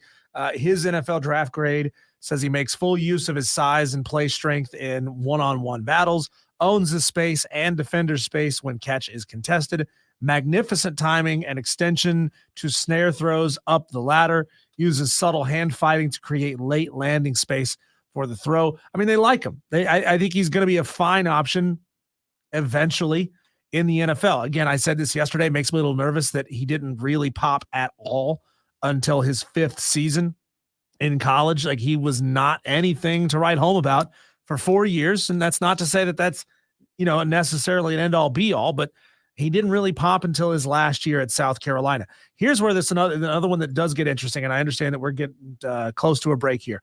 The second battle that we were looking at, 76 and 79, so mocked 3 spots apart. Spencer Rattler and Rook Orororo, which is something my dog says when he's mad at me for not letting him outside fast enough. Orororo. Spencer Rattler mocked 76th to Denver. Rook Orororo, defensive tackle, mocked 79th to Atlanta. This is when it starts to get tough. I don't think Spencer Rattler is going to go that high. I think Spencer is going to fall. I think Spencer might be one of those dudes that is sitting for days waiting to hear his name called. I mean, days. If you're just looking to put a body back there so you can maybe get another look at quarterback on your scout team, maybe Spencer has some upside. But I mean, as much as he was a gunslinger in college and as many interceptions as he threw in college, pro DBs are a lot better. Pro DBs are going to give you fits. And if you put him if you put him in a starter scenario, Spencer Rattler is going to throw a ton of picks in the NFL. So in that situation, I'm going to go Rook as the defensive tackle, mock 79th to Atlanta. I think he stays right about there, and Spencer falls. A couple of tags that have come in says, I have said and maintained that Spencer may have the best NFL career of any quarterback in this draft, says one texter. He also goes on to say he can go to a far better situation in the 2nd or 3rd round. I do agree with that. Another texter says Spencer Rattler in the 1st round is Dewey texting now. That's great. Very good text. Like the comedic bit there, texter. We appreciate you doing that. I'll say this to put a bow on it. I do think Rattler's better than a guy who you bring in just to have someone in the building that's going to be serviceable when it comes to practice. I think Spencer one day is an NFL starting quarterback.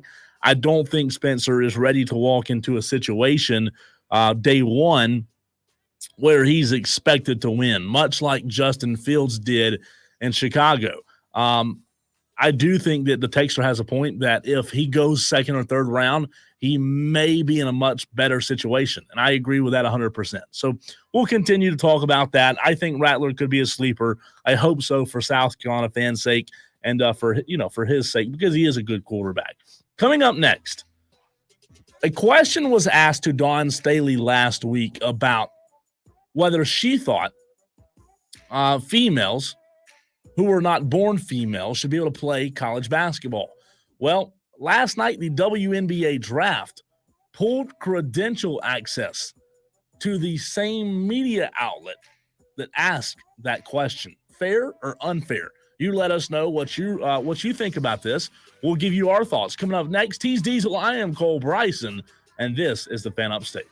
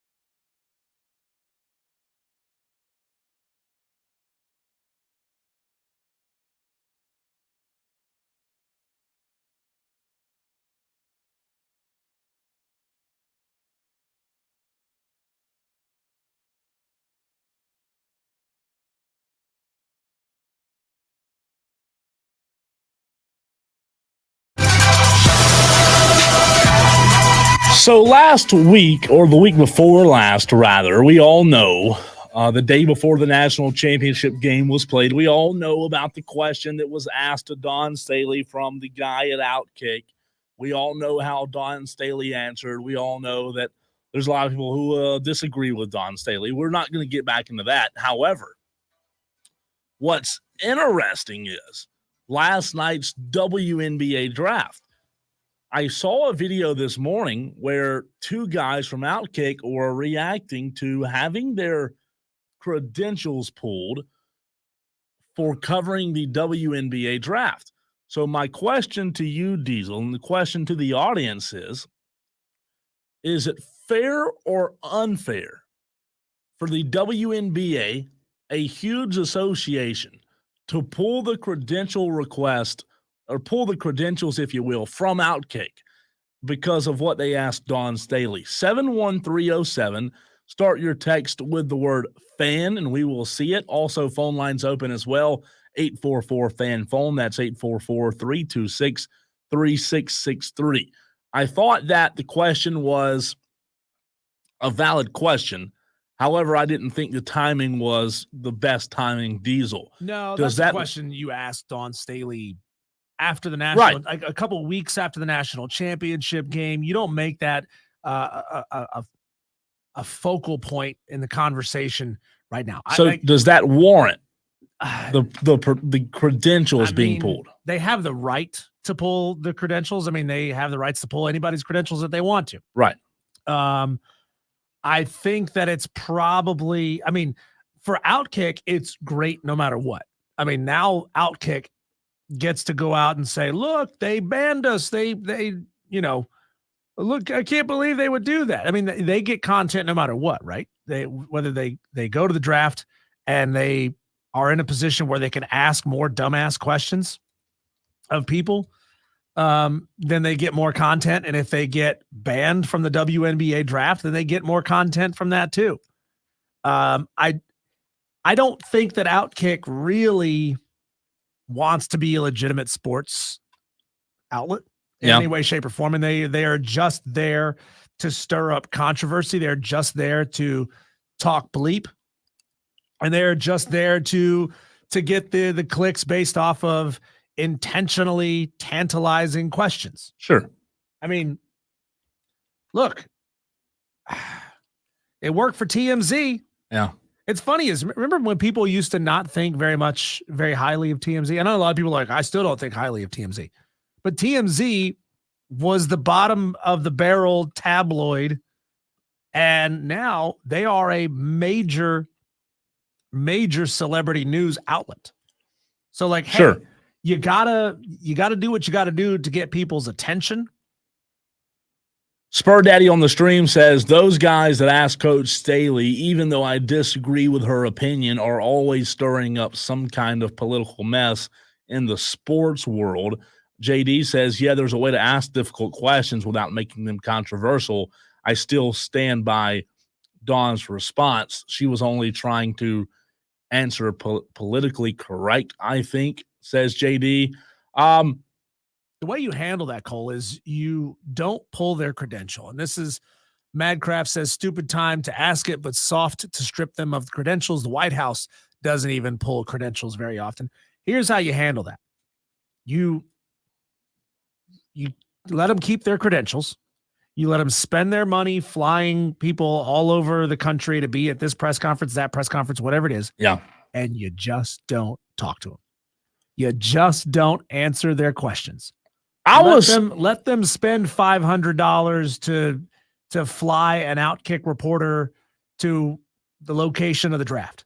Let them spend the money to fly somebody to the location of, the quarterfinal game. Yeah. Just don't call on them.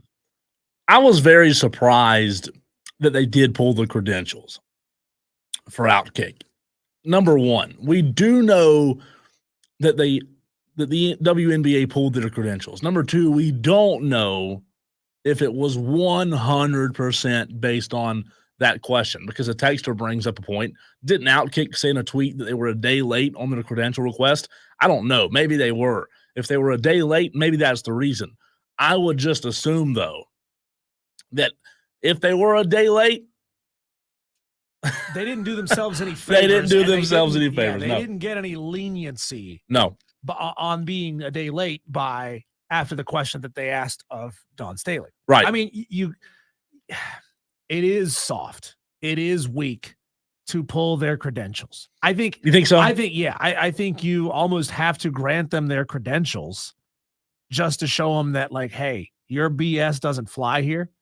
I mean, it's like we've talked about how the political activism has largely taken a back seat compared to where it was just a few years ago in the NBA, but it's still there a little bit.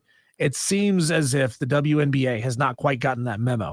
I think you got to let them. You got to let them come. You got to let them spend their money. You got to let them flail and just don't talk to them. Madcraft says, imagine the backlash if Dawn had not answered the question. There is no win in that scenario. I completely disagree because all you do is you say, hey, right now is not the time or the place. The Iowa coach said that. The Iowa coach got asked the same question, but she refused to answer it the day before. And guess what? It made no headlines. Yeah. She got asked the exact same question. All Dawn had to say is pass for now. She could have said, that's an interesting question. Trey in Let's Kentucky. talk about it later. Trey in Kentucky says the question was off sides. Sorry, this media source is obviously a hot take outlet. That is true. They are. Whether you think highly of that outlet or not, and I'm not a big fan, by the way, just to give you my opinion of Outkick. I do think it's a clickbait media outlet where I'm not saying 100% of their takes are lazy takes. I've always just been of the opinion that if you have to base your takes on being hot takes, you're lazy. I just think that if you actually do your homework and you actually cover the sport for what it's worth, you'll be able to come up with very intriguing questions. Again, I'm not saying that hot takes are 100% all the time wrong. I just think that the majority of the time, it comes from laziness. People just don't want to put in the work of asking the legitimate questions that need to be asked. And with that laziness, they say, oh, well, I can ask a hot take question and push about a lot of buttons, and all of a sudden I'll go viral. My outlet will go viral. Yeah. And I think that's what you have here. Well, obviously, I don't know if you're aware of this. It is Clay Travis's outlet. Yep. And so being hot take, being controversial is that's who him. They are. Yeah. And, they joined – this thing's been up for a while. They joined Twitter in July 2011. So they've been around for 13 years, 280,000 followers on Twitter. That's huge. But it's not like as big as I would really expect them. I would expect Outkick to be bigger than it is after 13 years on Twitter. They've got a huge audience. I think you got to let them in just because they've got a big audience. You know what, though, man? But it doesn't mean you necessarily have to give them anything. Sure. My last comment before we hit a break. My last comment is, Diesel, regarding Outkick. Those guys are not in it for the same reasons that I'm in sports radio. I'm in sports radio to allow our audience to come together to talk sports because there's enough negative crap out there, right? If we wanted to be a political station, we'd be a political station. Politics do not bring people together. That's a fact. Sports do. Makes people miserable. Yeah, sports do. Sports do bring people together. So I'm not a fan of Outkick because while they are I'm using my air quotes, while they are a sports outlet, they're a political sports outlet. And I'm not a fan. Yeah, that's true. Again, I think the WNBA maybe had a bad look by cutting them, by pulling their credential. I think you let them come. You just don't talk to them. Day late, dollar short. Yep. When we come back, Cole, we put our dukes up and we go head to head. We enter the ring. 2-man enter. 1 man only can win. We'll do that next. Bring you the 5 o'clock fight on the other side. I'm Diesel. He's Cole Bryson. This is the Fan Upstate.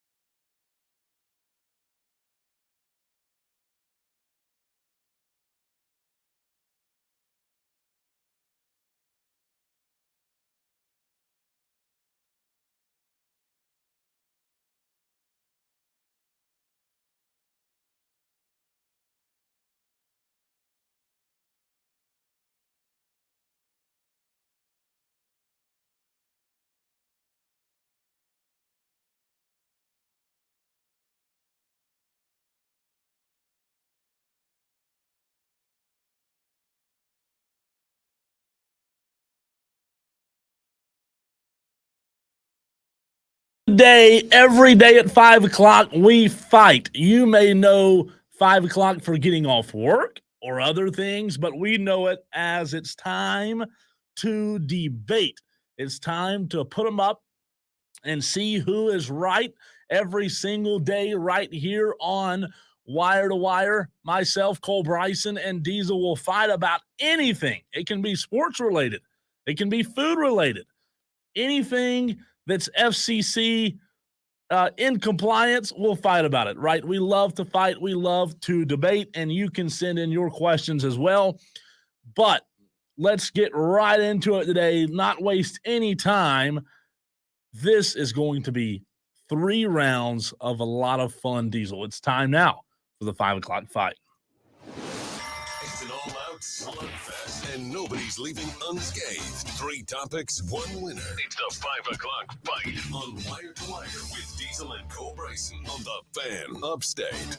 So how this works is, if you're just tuning in today for the very first time, maybe you just moved to the area or hadn't been toloing like we ask you to do, we will fight about 3 different things.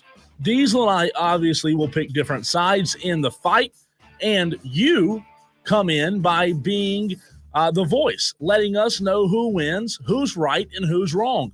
Several ways for you to do that. You can text the show anytime, 71307.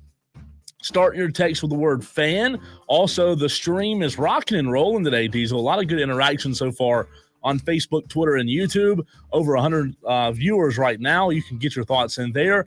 Phone lines will be open in a few moments as well, 844-FAN-PHONE. With that being said, it is now time for Round 1, fight. Diesel, this is a question that you proposed, you brought to the table. We hinted at it earlier, and I'm going to ask you, Diesel, next week in the draft, will a Clemson Tiger or South Carolina Gamecock be selected first? Oh, I think this was an easy one. Easy win for me. It's going to be Nate Wiggins from Clemson, who is drafted first this year. I think Xavier Legette is a flashier prospect, but we got a ton of wide receivers in this draft class. Xavier Legette's going to get pushed down the draft board just a little bit, and Nate Wiggins will go first, and Clemson fans will gloat about it. Wow. So I'll say this. Nate Wiggins should go first. It would make more sense for him to go first. I said just a few minutes ago that I thought they should take Nate Wiggins first. However, for whatever reason, I don't have a lot of faith in the NFL owners like I should. Oh, come on. And I think Xavier Legette will be taken first. So you're saying Clemson bias is gonna ruin this? I never said that. Now. But I do think Legette, man, I think at receiver, what he's shown, you know why I say that? The Carolina Panthers have shown a lot of interest in Xavier Legette.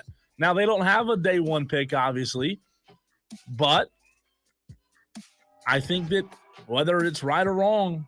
You did say earlier that you thought neither of these guys are going to be first-round picks. I really don't, and I man. agree with you on that. I really agree don't. with you on that. I think both of these guys showing up in the first round is high. Though, man, I would love it for Legette if he did get drafted by the Chiefs. That's where Mel Kiper has him mocked right now. That would be a dream scenario for him. Yeah. A dream scenario for anyone, but especially for Xavier Legette. So let us know what you think. Who will get selected first in the NFL draft next week? Will it be a Clemson Tiger or will it be a South Carolina Gamecock? Round 2, fight. All right, here is something that I have always been very strong about. I think back in the day, the powers that be used their marketing efforts to tell us all a big, big lie. What do I mean by that? What do you mean by that, Cole? Well, the breakfast cereals, the breakfast bars, everything that was marketed to us was marketed in a way that said, hey, you should buy our products. Why? Because breakfast is the most important meal of the day. I am here today to tell you that breakfast is not the most important meal of the day. It actually doesn't make any sense being the most important meal of the day to me. All it does is bog me down, makes me more tired and sleepy. Diesel, you have to agree with me on this. What the hell's wrong with you? What are you eating for breakfast? I don't eat man, breakfast. You got to wake up. You got to get yourself a good, hearty breakfast. I'm not talking some massive breakfast. Yeah, that's going to weigh anybody down. But if you have a good, nutritious breakfast, man, it just launches you into the day the best possible way. If I don't get a good breakfast call, I'm in a bad mood. Really? Probably like a blood sugar thing. My day just starts off wrong. Like, give me a couple of eggs. Give me some sort of breakfast meat, crispy bacon, no floppy bacon here in this house, okay? Give me some fruit to start the day with. Man, there's nothing better than starting your day off with a great breakfast. So you eat breakfast every day? Every day. See, I probably eat breakfast 1 out of every 7 days. I'm not kidding, man. Couldn't do it. And I don't even know that I eat breakfast 1 out of 7 days. I can't tell you the last time I had breakfast. How many meals a day do you eat? Lunch and dinner. But the reason is, dude, your glycemic index is. Well, I can't spell or say that, so I don't have to worry about it. I don't get hungry until about 11 o'clock every day. Like when I wake up, I'm hungry at 9. Are you hungry when you wake up? Yeah. See, I'm not, man. I'm not. I can't, for whatever reason, when I wake up, the last thing I think about is food. Maybe I'm just built weird. That could be a good possibility. All right, let us know who won the round. Where do you side? Is breakfast really the most important meal of the day? It's time for Final round. Fight. All right, Diesel, put this one on the table. I'm interested to hear what he says. Is it okay to Febreze a shirt and wear it 2 days in a row, Diesel? Is it okay? We're not talking about work shirts here. Like if you have to wear a company work shirt, you got to do what you got to do.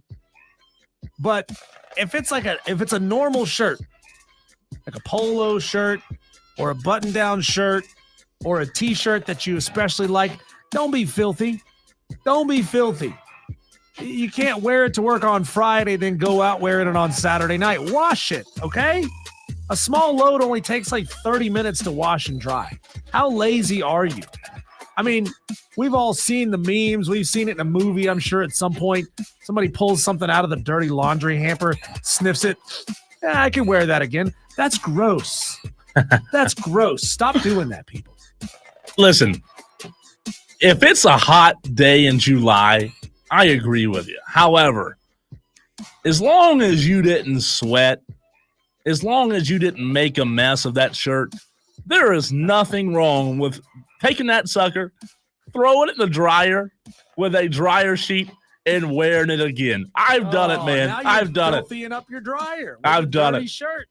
I've done it. I've done it. There's Y'all nothing are wrong gross. with it. Not a thing wrong with it, man. Y'all are gross. If you sweat in it, it's one thing. You know, if you you still got to take 15 minutes to put it in the dryer. You can do a small load in the wash and then dry it in like 30 minutes. For like 15 more minutes, you could have a clean, fresh shirt. Like we can't do it on this show, obviously, because we're on camera. Yeah. Like people would know. People would call you out if you were seen wearing the same shirt. Like yesterday, you wore that awesome old school Luka Doncic shirt. Sure. If you came in wearing that same thing 2 days in a row, people would be like, the hell, Cole? Is your washing machine broken? What's going on? All right. I'm glad we got those three in. Really good topics, really good debates there. And if you want to know how you can get a question in for us to use on the 5 o'clock fight, well, I'm glad you asked. What do you want Diesel and Co. Bryson to fight about next? If you've got an ass, I'll kick it. Submit your topics to Diesel at thefanupstate.com. Subject line fight on the Fan Upstate. Get your thoughts in on the text line as well as on the phone. Phone lines are now open. 844-326-3663 is where you can call in to Wire to Wire. JD wants to chime in on the 5 o'clock fight. JD, what's up, man? Hey, Cole, Diesel, thanks for taking the call. Gentlemen. First of all, y'all were tied. Y'all were tied going into round 3 there. And, Cole, you never failed to disappoint with your 12-year-old palate and your college skills with laundry. I mean, dude, that's something I did in college, bro. It's like, oh, I wore this last night. Let's see how much it smells like beer and cigarettes. Oh, I can Febreze it and wear it again. Let's go. So, bro, you're killing me with all these 12-year-old and college things. I just wanted to say, so it was 1-1, and Diesel won the 5 o'clock fight today. You Oh, Yeah. You Thank you, almost Jake. had it. Diesel.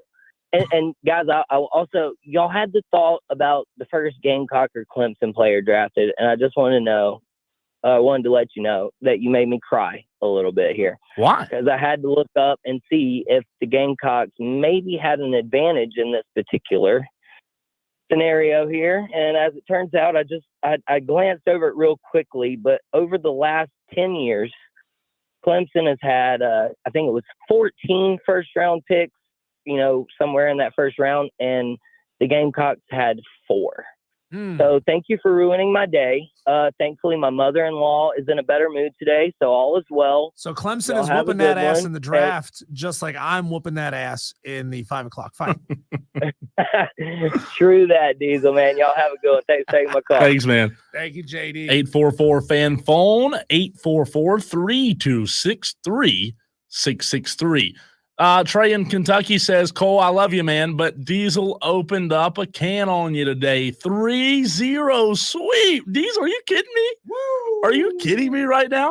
You just need to be more compelling with your arguments. Did you pay these Tolos off? I can't afford to pay these Tolos. Cole, we work in radio. I don't have that kind of scratch. Texter says Diesel wins round 1. Cole wins round 2. I can't eat until I get hungry.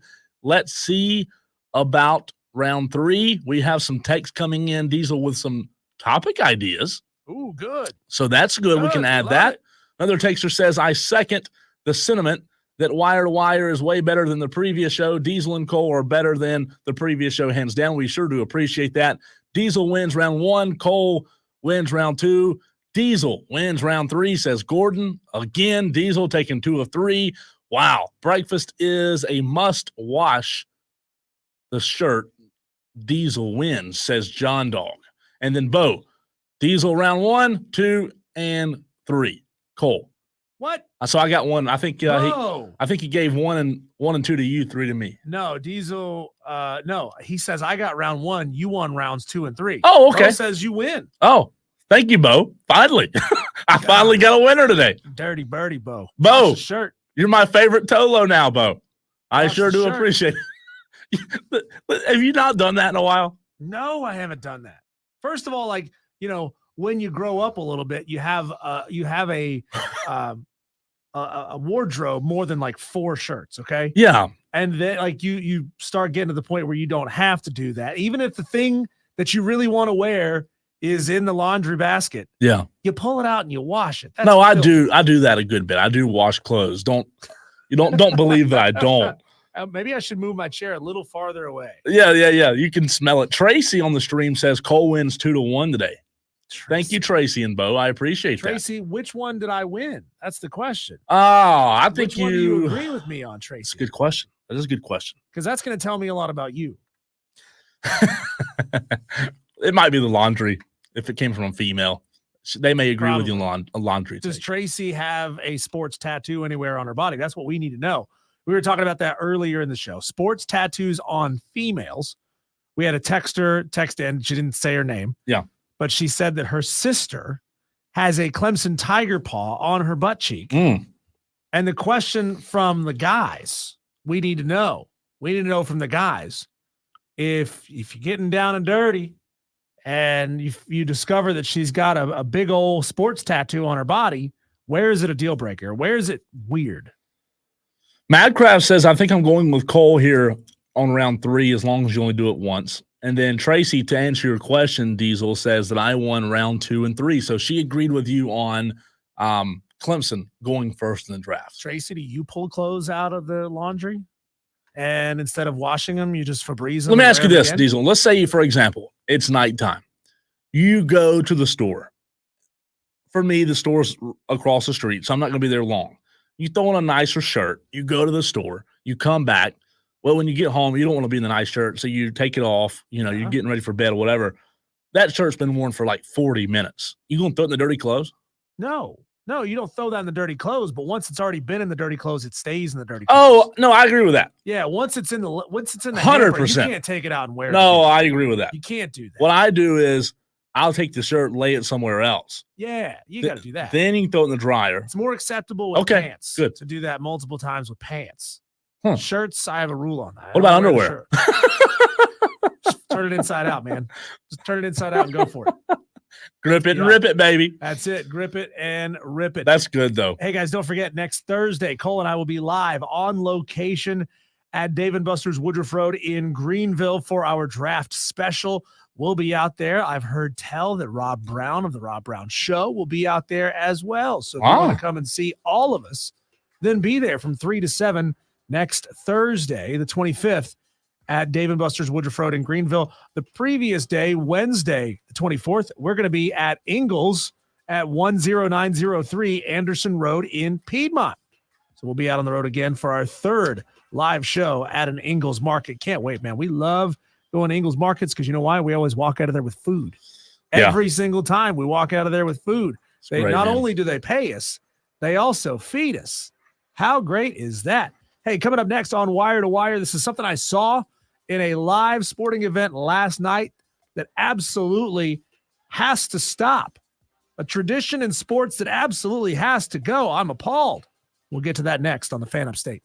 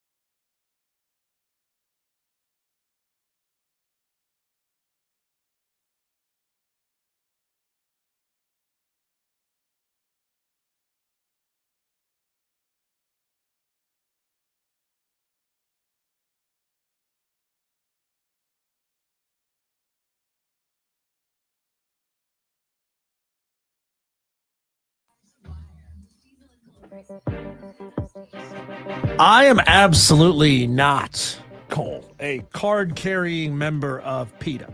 Can't stand PETA. Pita bread? No, not PETA bread.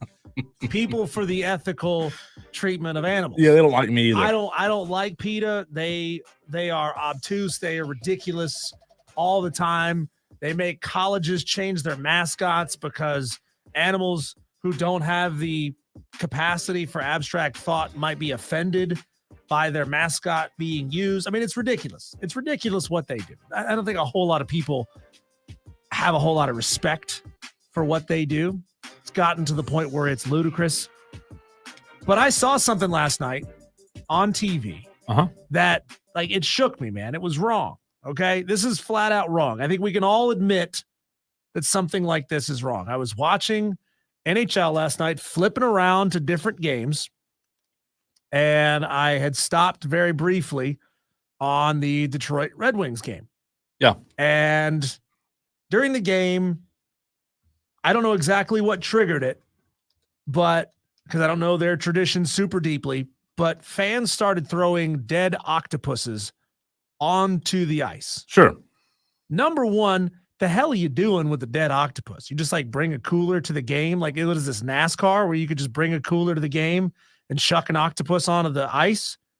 But like, something about that seemed really wrong to me, because octopuses are smart animals, right? Have you ever watched video of like octopuses getting out of or solving puzzles and getting out of no, not situations? lately. It's incredible. It's incredible what they're able to do. And they are widely considered a very, very intelligent animal. I've even seen some, weirdos out there suggesting that maybe octopuses are alien life on Earth. But like, it just feels wrong to do that, right? But they're dead, though. Yeah, but they were killed for that purpose. Like, you're in Detroit, okay? It's not like you're on the beach where you could just wander out onto the beach, find an octopus, scoop it up with a shovel, chuck it out onto the ice. That's not how it goes. An animal died specifically for the sole purpose of being thrown onto the ice. And I have a problem with that. I am not a card-carrying member of PETA. Not yet. I looked it up. I was like, what is this? What does this mean? Why do they do this? Sure. The legend of the octopus is a sports tradition during Detroit Red Wings home playoff games involving dead octopuses thrown onto the ice rink. The origins of the activity go back to the 1952 playoffs, when an NHL team played 2 best-of-7 series to capture the Stanley Cup. Having 8 arms, the octopus symbolized the number of playoff wins necessary for the Red Wings to win the Stanley Cup. Great. So why are you killing smart animals for that purpose? Like, it just seems wrong to me. Am I being a bleeding heart here? I wouldn't say that they're killed just for that purpose. Then what were they killed for? Probably They didn't because die of they natural causes. Probably because they serve no other purpose. No, you can eat octopus. Ugh. I have eaten octopus, and hey, I don't kill anything you want to, so long as you're going to use it, right? Right. So long as you're going to eat it. Sure. I'm fine with that. Got no, or if you use it to catch something else that you're going to eat. Yeah. Got no problem with that. I've eaten octopus. It's tasty. I don't love it. Like, it's not one of my go-to things. I'm not going to go to a restaurant and be like, "Ooh, give me the octopus." But if it's there and I'm feeling saucy, I may give it a shot. I've never had it. I probably will never eat it. I don't know in the tradition with the Red Wings if I have a problem with it or not. I'll say this: when the research that you did, Diesel, they say the reason it was started. Like, what was the reason? Is there Because it was significant? to win the Stanley Cup, you had to win 2 best-of-7 series, which Right. means you have to win 4 games in each series. Yeah. You have to win 8 games. An octopus has 8 arms. Oh, okay, gotcha. That's the reason why it was started. Spur Daddy says, I think if someone gets a hat trick, that's the Detroit tradition to throw octopuses on the ice. Madcraft says, an octopus's brain extends through its entire body. There are stories of one getting attacked by a dolphin, so it amputated its own arm and strangled the dolphin from inside the esophagus. Dear Lord. No way, man. That is metal AF. God. That is a cool story. That's rough. Spur Daddy also asked, did I see Mark Ryan in the crowd? No, I didn't. I've seen photos that he's posted on Twitter, though, way up in the rafters. One Way up texter there. said, "Don't kill an animal if you aren't going to eat it." My rule of thumb. Right. I agree with that. Isn't calamari octopus? Says another texter. Calamari is a squid. Squid. Different. I mean, not a completely dissimilar being, but it's not an octopus. And Calamari is then delicious too.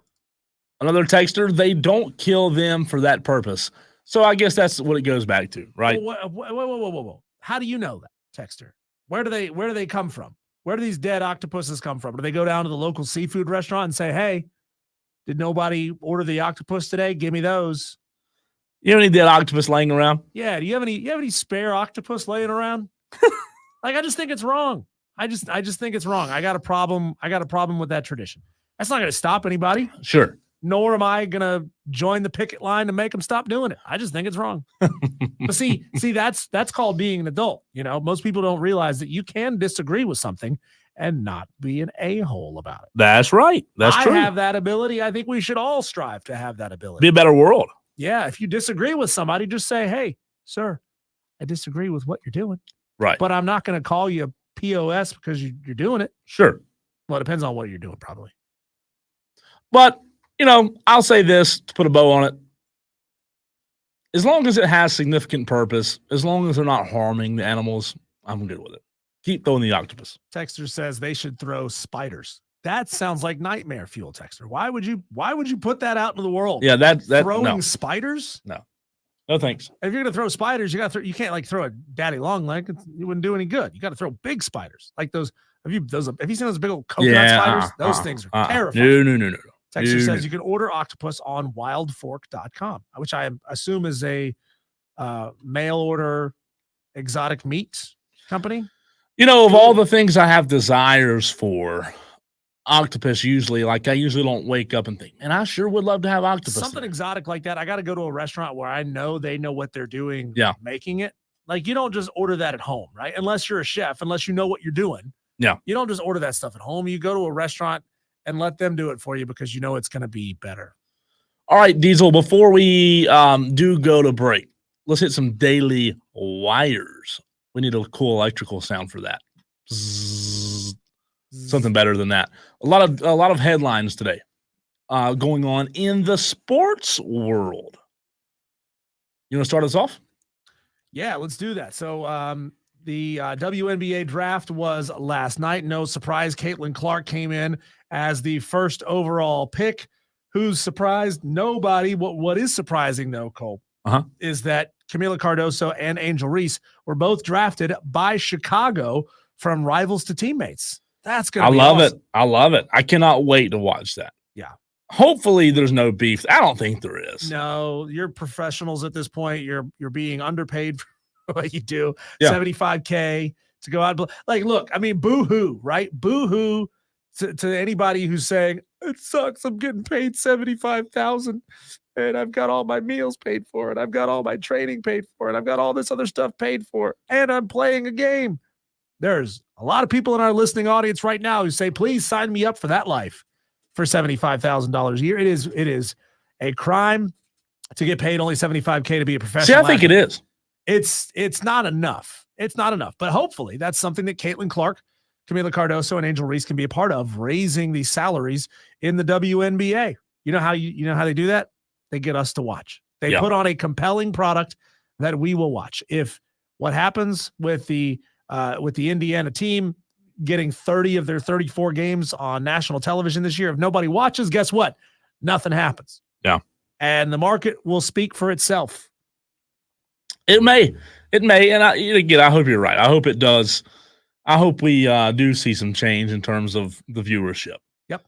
Staying with women's basketball, ex-LSU, ex-Louisville women's basketball star in college, Haley Van Leith, has visited another school. She visited Mississippi State over the weekend. Why would you go from a program like LSU that's got all this national attention and go to Mississippi State instead?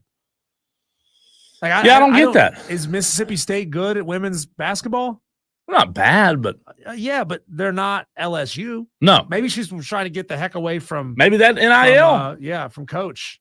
I don't know. Yeah, maybe she got blinded by a sequin that flew off of Kim Mulkey's jacket, and she said, "Enough is Maybe enough, she's had enough Coach." of Kim. Yeah, that's possible. I'd have enough of her But too. if that's the case, if you're that good, transfer to South Carolina. If you can't beat them, join them, right? Maybe that should be what she did. So that's what happened. The two drivers who were injured by Rashee Rice in his joyride through downtown Dallas in a Corvette racing his buddy who was in a rented Lamborghini, they have sued Rashee Rice for $10 million. Big money. Big money. You know what? They probably will get every dime. I hope they do. I hope they do. You got to teach people a lesson. Teach them, ooh, if I do this, maybe there's going to be another player on the Chiefs just because he's got the proximity to Rashee Rice and he knows the story. Maybe there'll be another player who decides, you know what? I'm not going to climb into my Lamborghini today and do 150. Yeah. Because my boy got sued for $10 million. Maybe that's not a smart decision on my part. And he would be right to do so. Yeah. I think it's probably at least, I would say 10 million is a little low there, to be honest with you. Well, we haven't seen, have you seen anything about what the actual injuries were? No, have not. I mean, I'm sure it's terrifying, but I mean, anybody who's been in a car accident before, I mean, you've gotten back into a car. Most people are not so traumatized that they'll never get back into a car. And I need $10 million because, well, I've got to pay for Uber for the rest of my life, or I've got to figure something else out, or I've got to get a whole new work from home set, whatever. I mean, I get why you sue for $10 million. It's about sending a message.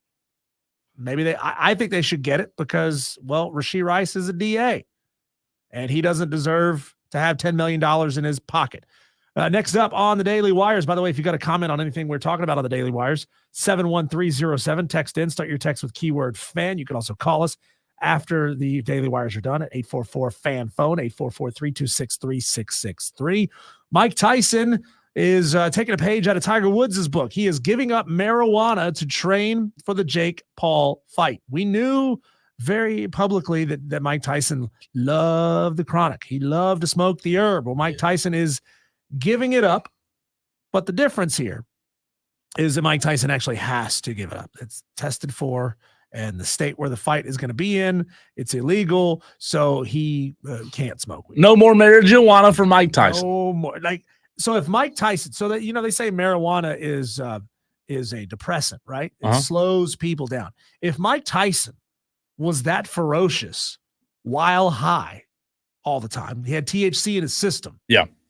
Imagine how scary Mike Tyson's going to be stone cold sober. I hope so, terrifying. Man. I hope so, because I want to see him knock Jake out. We had a texter tell us yesterday, I guessed and said, was Mike Tyson like 60, 62? He's 57. Let's see. 57. Yeah, 57. So Atlanta beat the Houston Astros last night 6-1. They will face them again tonight. First pitch 8:10. Reynaldo Lopez on the bump for the Braves. I could not believe, and I didn't do this, but I almost bet against the Braves last night. I did not think Atlanta would win last night with a pitcher that had not pitched all year long. I mean, I really had a lot of doubt in the Atlanta Braves last night. However, what do? They come out and just dominate. So I love it. I love that, Reynaldo Lopez now has the pressure on him because they were good last night. So we'll see. 8:10 p.m. tonight, Diesel. And finally, I will not be up to watch the end of that game. And finally, the roster for the U.S. Olympic team has been announced.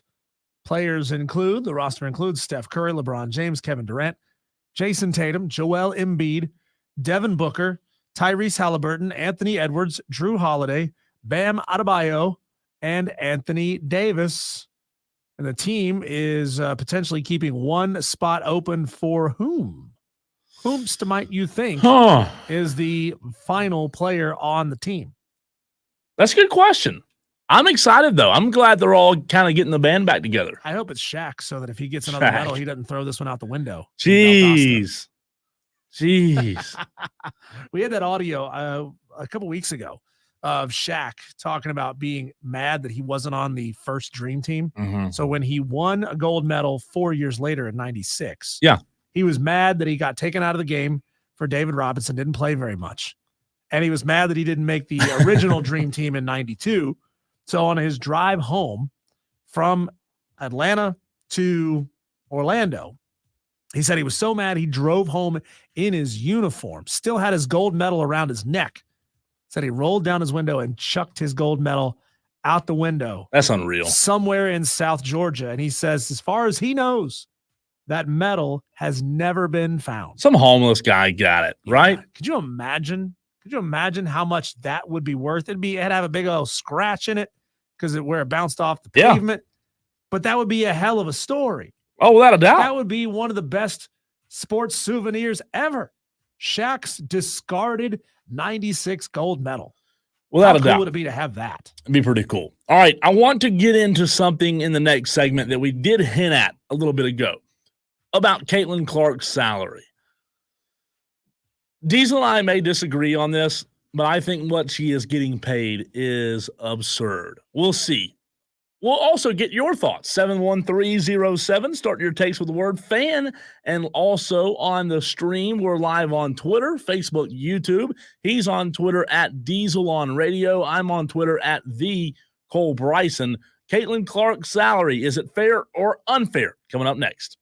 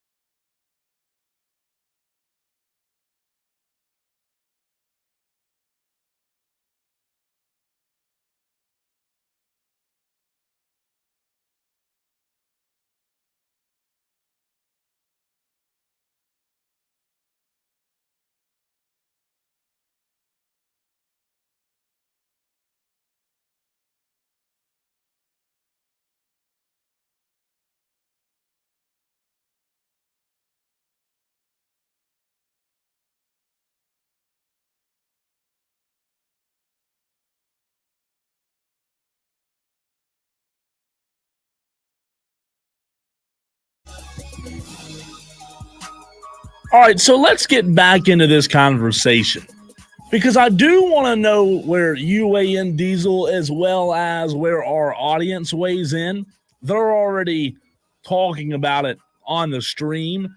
Our streamers who are watching live on YouTube, Facebook, and Twitter, they're already in the deep weeds of the conversation.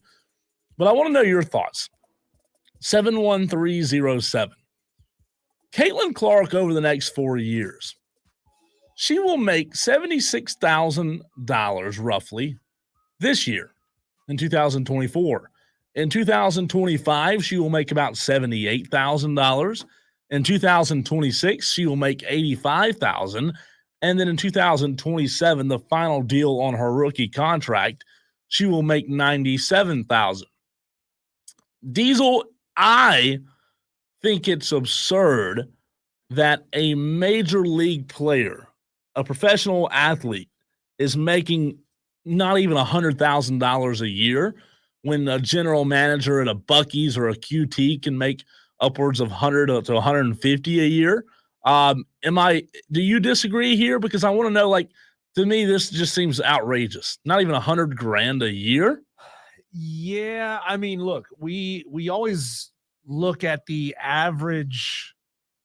We look at salaries in sports and we think, okay, because the stars are making this much, then everybody else is making that much. Not even close. Not even close. The stars will always make far more than what the average salary is. So, I mean, a rookie deal is what a rookie deal is. Yeah. You also don't want to put yourself in a situation where you're paying rookies. This is what happened years ago in the NFL draft. You would see the number 1, 2, and 3 picks getting paid just ridiculous salaries. Okay. And get huge offers, a lot of whom turned out to be busts. So you're paying a potential bust, and the bust rate is high.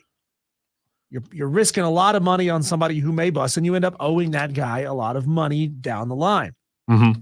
So we've seen leagues try to protect themselves by restructuring so that rookie deals are small, so that you're coming into the league, you're making a fair amount of money. Yeah.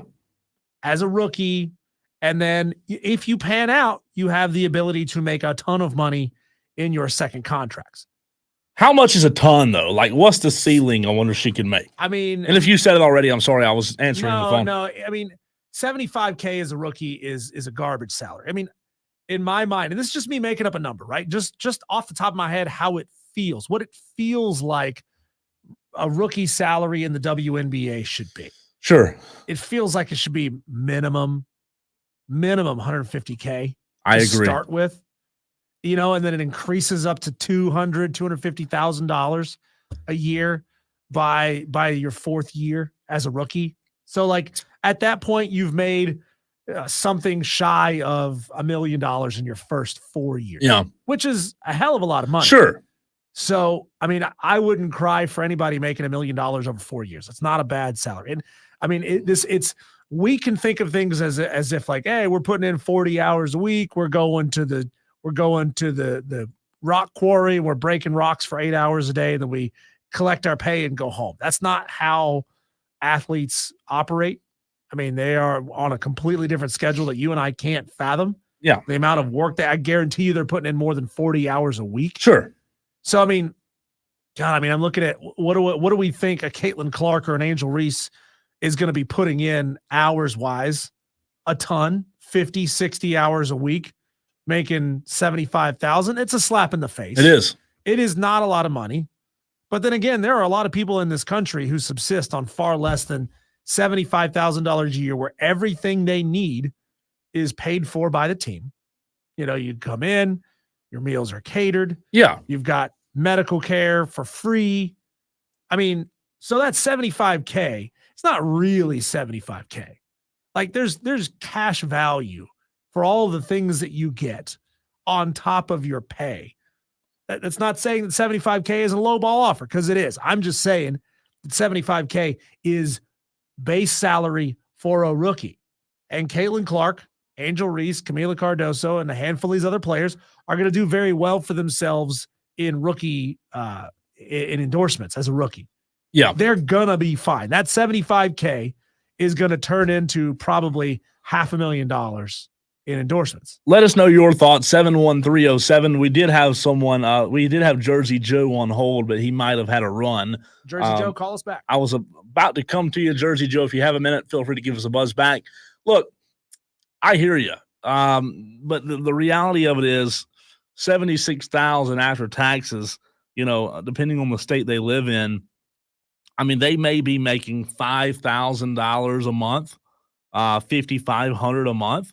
So you're telling me to go play in the NBA, I'm going to make $1,300 a week? To me, that's outrageous, man. $1,300 a week to play in the WNBA. Can you imagine? And you said it, all the hours that you have to put in and the training you have to go through and the long nights and the physical exertion that you have to put out to make $1,300 a week? I mean, anybody can go start a small business or anything and make $1,300 a week. You can do that cutting grass, man. So the NBA players and NFL players and Major League Baseball players, I'm not saying that they make what they should. That yes, they're very highly compensated, but this right here, man, for Caitlin Clark, as good as she is, she's making $1,300 a week. That's pitiful. So the average NBA salary, according to Google, well, this could be wrong, but this is according to Google, average NBA salary is $4.6 million a year. The average WNBA salary, again, according to Google, $147,000 a year, which means the men's players make on average 31 times what an average WNBA player makes. But here's where this gets a little more interesting. Mm-hmm. The NBA's net revenue in 2023, again, per Google, $4.5 billion. Wire. The average, the WNBA what's your name? revenue in 2023, only $200 million. So the WNBA makes far less Mm-hmm. on the whole in league revenue than the NBA game makes. 844-326-3663. John wants to chime in on the conversation. Go ahead, John. Hey, so I was thinking about it the other day because I've had plenty of conversations with family members and stuff like that, and I was talking about Bucky's managers making so much more than that bottom line contract of Caitlin Clark and all of them, and I think one thing we're forgetting is that we have so many people who look at it as, oh, they're just playing with the ball, they're doing whatever. But these people have been putting their careers on the line from 5 years old, parents, coaches yelling at them, everything else. Mm-hmm. And I think we forget that these guys have been doing this for so long and put their heart and soul into this, that regardless of gender or how good you are or whatever else, they deserve at this level of play to be paid like the stars that they are, whether they're the sixth man or the last guy on the bench. John, I completely agree with you. I completely agree. Great stuff, man. Thanks for the call. But John, I asked the question here. Is the WNBA a not-for-profit league, to your knowledge? No, I'm pretty sure it's for profit. Okay, there you go. They want to make money, but they make far less. $4.5 billion to just $200 million in revenue between the NBA and the WNBA. I don't think there's any way, shape, or form the WNBA could afford to pay even relatively close or a proportionate amount to what men's basketball players make. The league would fold. So the question is, do you think the WNBA should blanket raise salaries across the board because people have a problem with how lowball the salaries are if it means collapsing the league because they can't afford to pay the salaries? Absolutely not. You shouldn't collapse the league to make it to make it a fair thing, but that's on the WNBA leadership to bring those fans there and say, listen, our product is good. I mean, they're getting better. 20 years ago, no, that they weren't what they are now. But now that all eyes are more, I would argue more on WNBA and women's NCAA basketball, they have to do the work to bring people in. You know, you can complain about the pitch clock all you want, but you know, the MLB is doing the work to bring people back to the game more than just MLB fans. NFL already has a monopoly on all their fans. People watch it regardless. You know, you have to put in the work to bring the fans in. But what's going to bring the fans in? And they have to figure that out for their players. Because women aren't going to want to play in the U.S. if they're not being paid to appropriately for what they're worth. John, great stuff, man. We appreciate the call. Hope to hear from you again soon.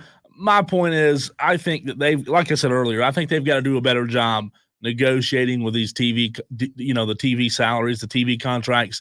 They've got to be able to get some TV revenue because, no, Diesel, to your point, they shouldn't fold the league to pay the players, but they've got to do a better job getting some TV money. And hey, it's those players' rights. If they deem that they can go make more money playing their sport Sure. in another country, go do it. Go make the money. Like, you have the right to do that if that's what you choose to do. But the reason why professional players from all over the world in the men's game come here is because they know they can make a lot more money here. And that's just the truth. All right, Wes Mitchell. We talked to Wes earlier in hour number 1. If you missed the conversation, we talked Gamecock football. We talked Cam Scott. Tomorrow might be a huge day for Gamecock fans in this state. We'll replay that interview for you next right here on Wire to Wire.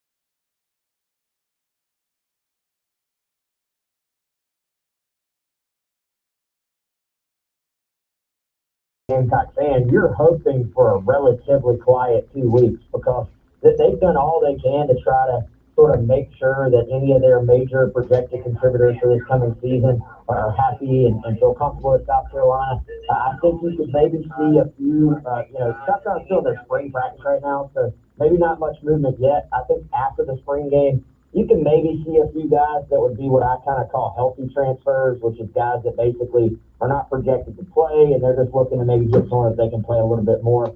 For the most part, relatively quiet on the South Carolina front. In terms of targets, guys they want to bring in, Beamer talked about that today, and he basically said wide receiver and potentially offensive line are the two spots that South Carolina is still going to try to hit this time around.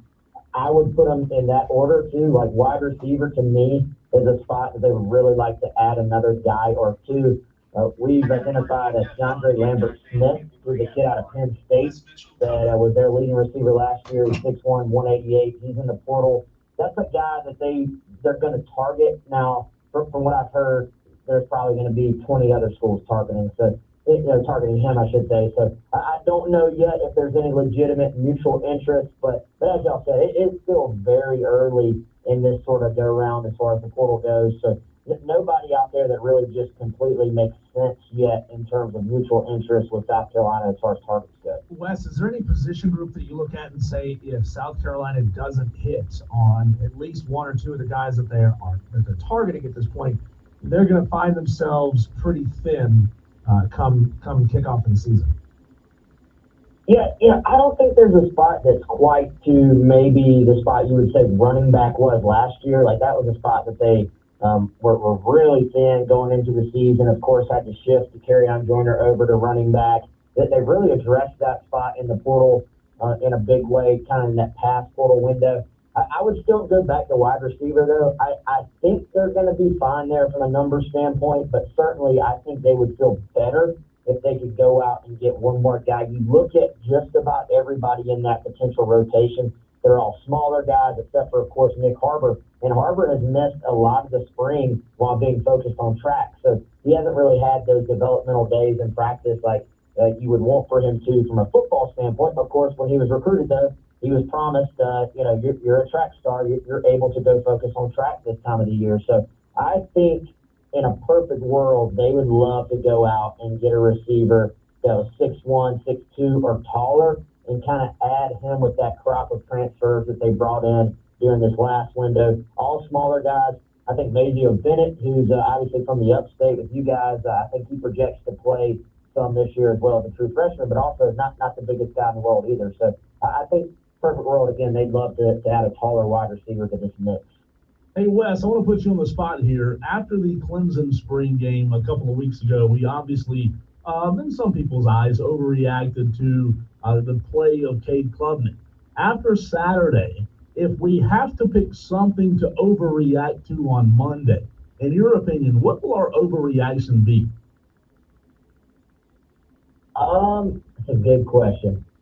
I'll give you two. I would say, because I think overreaction obviously can go both ways. I would say in terms of a potential positive overreaction, I could see Lenore Sellers just having a really big day and showing out and people maybe forgetting, hey, Lenore is still a redshirt freshman who's still, will be going into his first year potentially as the starter, and you don't want to put unrealistic expectations on. I would say from a negative standpoint, I feel like it's typically kind of difficult for offensive lines to look good in this setting, and that's a position where South Carolina fans are already a little bit on edge about right now, and they're kind of working through, okay, who are going to be the top five, but more importantly, is this guy going to be a center or a guard? Is this guy going to be a left tackle or a right tackle? So they're kind of trying to work through I guess, the best combination, you would say. Well, obviously in the spring game, and they talked about it today, they're doing a full-on draft. So this is going to be where you take all your guys and split them up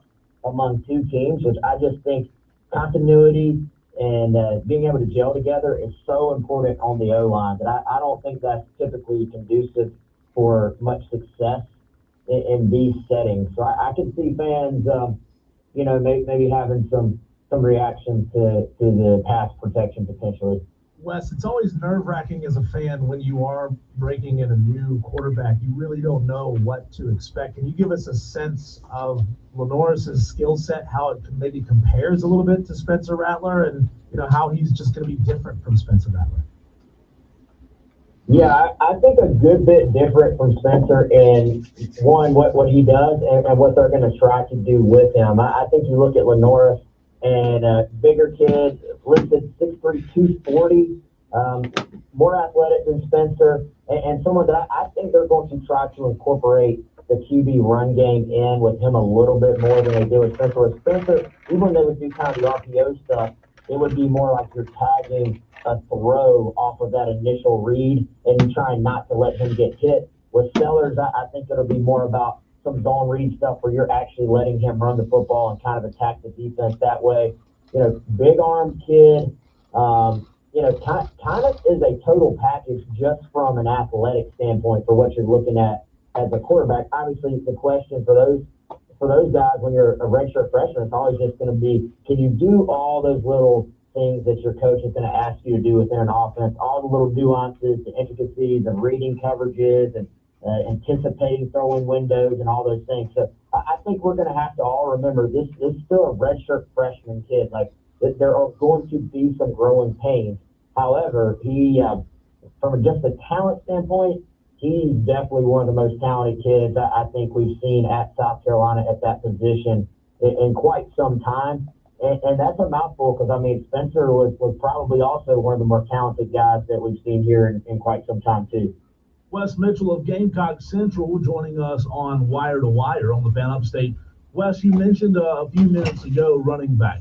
What can South Carolina fans expect in 2024? Because, as you said, 2023 was kind of a rough year from South Carolina fans when it came to the running back position. Yeah, I think they've spent a good portion of this offseason trying to completely revamp the rushing attack. And really, honestly, guys, from multiple perspectives. You look, a brand new running back coach in Marquell Blackwell, who replaces Monterio Hardesty. You look at a completely rebuilt running back room. You brought in 3 transfers that all project to play there. And then you brought in a new running game coordinator in Sean Elliott. So if that doesn't tell you that running the football better than last year, is a priority, then I don't know what will, because I think that's kind of one of those things that I believe maybe kept Shane Beamer up at night this offseason. I look at those 3 guys. You got Rocket Sanders, who fans won't see Saturday. He's still recovering from off-season surgery, but he would probably project to be your starter, is a former 1,000-yard rusher in the SEC at Arkansas. So I think you're probably looking at Rocket, your projected starter. Oscar Attaway, who's a transfer in from North Texas, is probably your second teamer. And then I think third is probably the SC State transfer, Jawan Howell. He's come in and really impressed.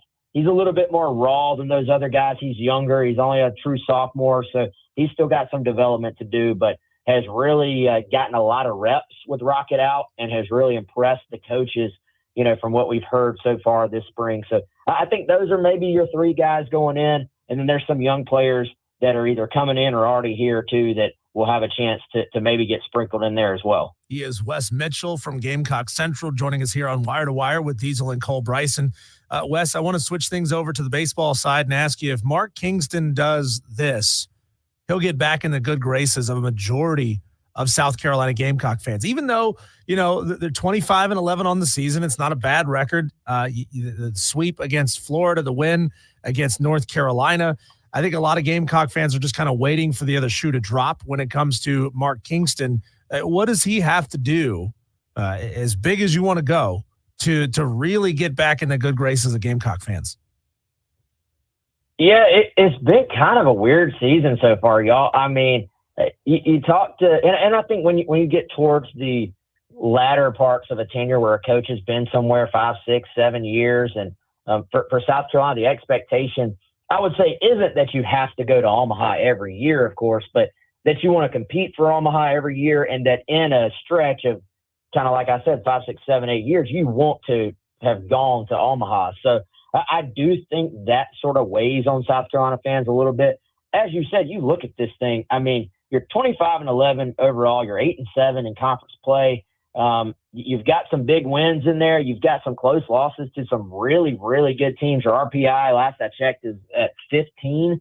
So it's not like this season has just been a complete, disaster for South Carolina. So I do think for them, you've got what would probably be called by some people opportunities, and by some other people just some really tough games to win. You got number 2 Arkansas coming up this week. You got Kentucky, who I would say has probably been the surprise of the SEC.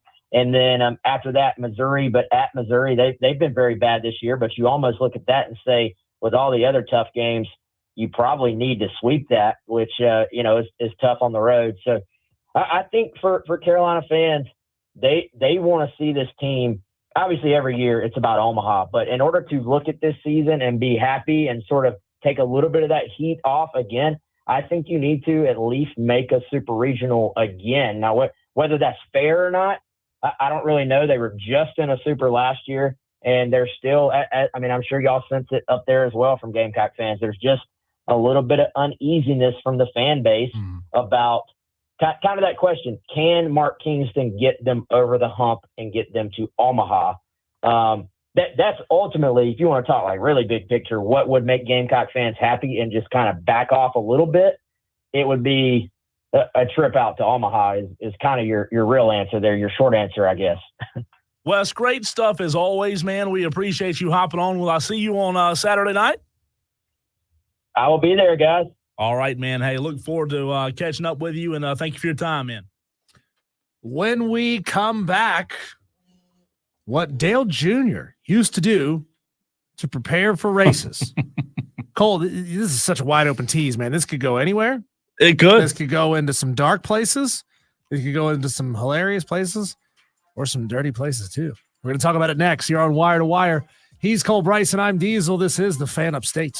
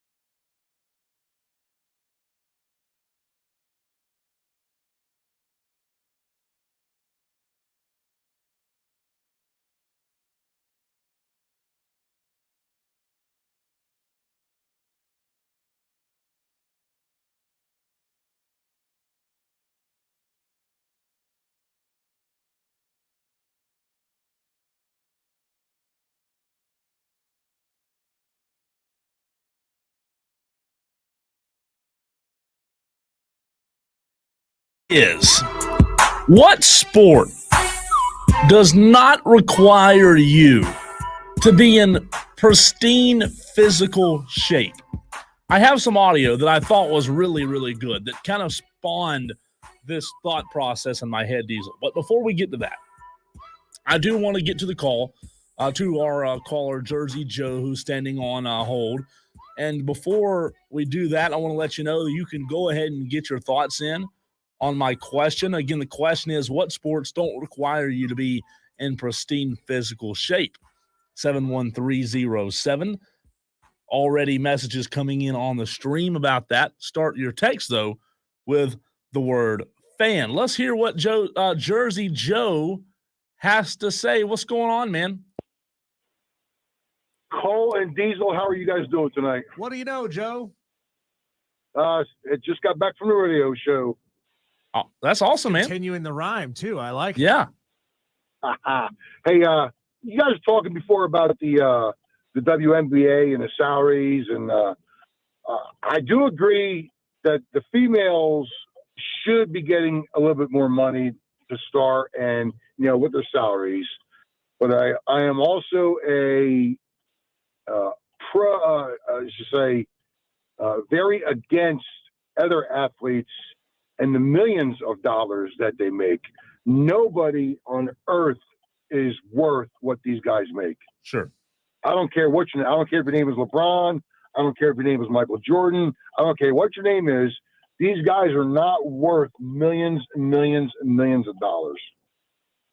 That's a great Joe. Have you ever heard the saying that the value of something is what someone is willing to pay for it? Oh yeah, I've heard that before. Yes. Yeah. So I mean, these teams, they deem that they are worth that kind of money. I mean, there was something that came out a few years ago about Nick Saban and the value that Nick Saban had brought to the University of Alabama. And we were all talking about Nick Saban making somewhere in the range at the time of like $10 million a year. We're talking about the absurdity of the $10 million a year that Nick Saban was making.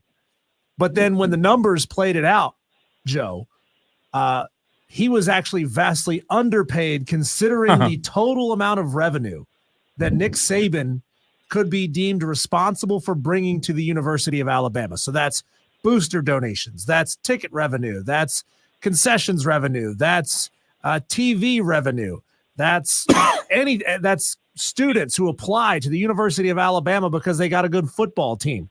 I mean, the absurdity of the amount of money that Nick Saban and the success of the football team brought to the University of Alabama decided that, well, $10 million is actually being underpaid. I got you, bro. I don't know, Diesel. Some of these athletes are definitely not well deserving of what they get paid. I think it should be a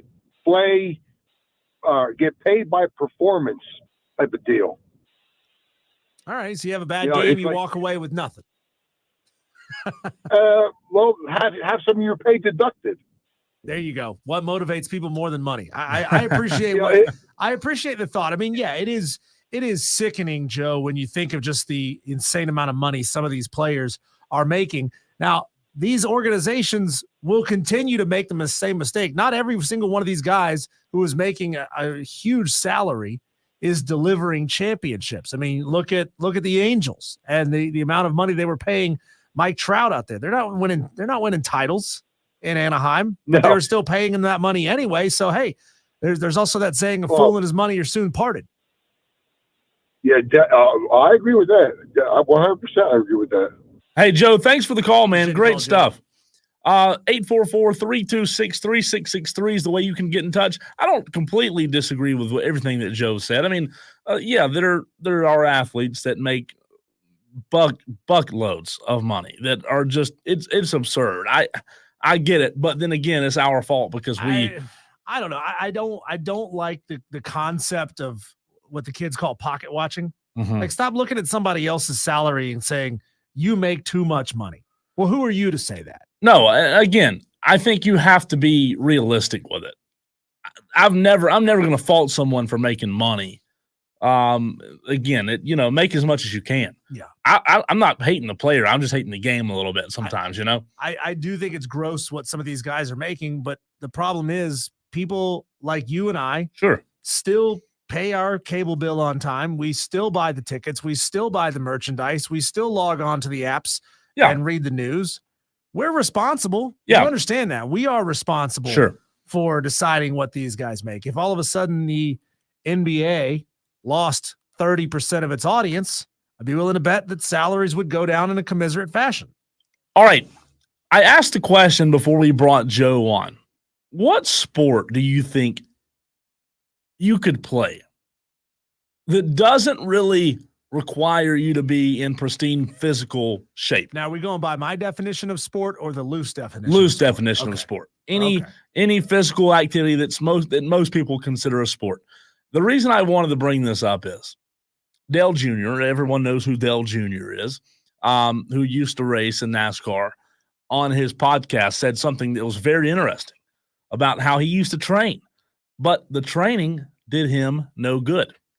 Listen to this. This is not advice. This is bad advice, but this is what I did. I felt like I didn't run as good, race as good, if I didn't blow off some steam on a Tuesday or Wednesday night.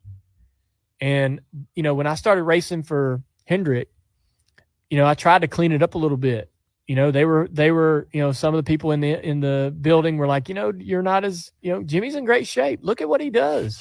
You should be doing these things. And I'm like, Jimmy's Jimmy. Right. But okay, I'm gonna work. I'll do better. I'm gonna lose some weight. I'm gonna work out. I'm gonna do these new things to try to be in better physical shape, right, and better mental shape.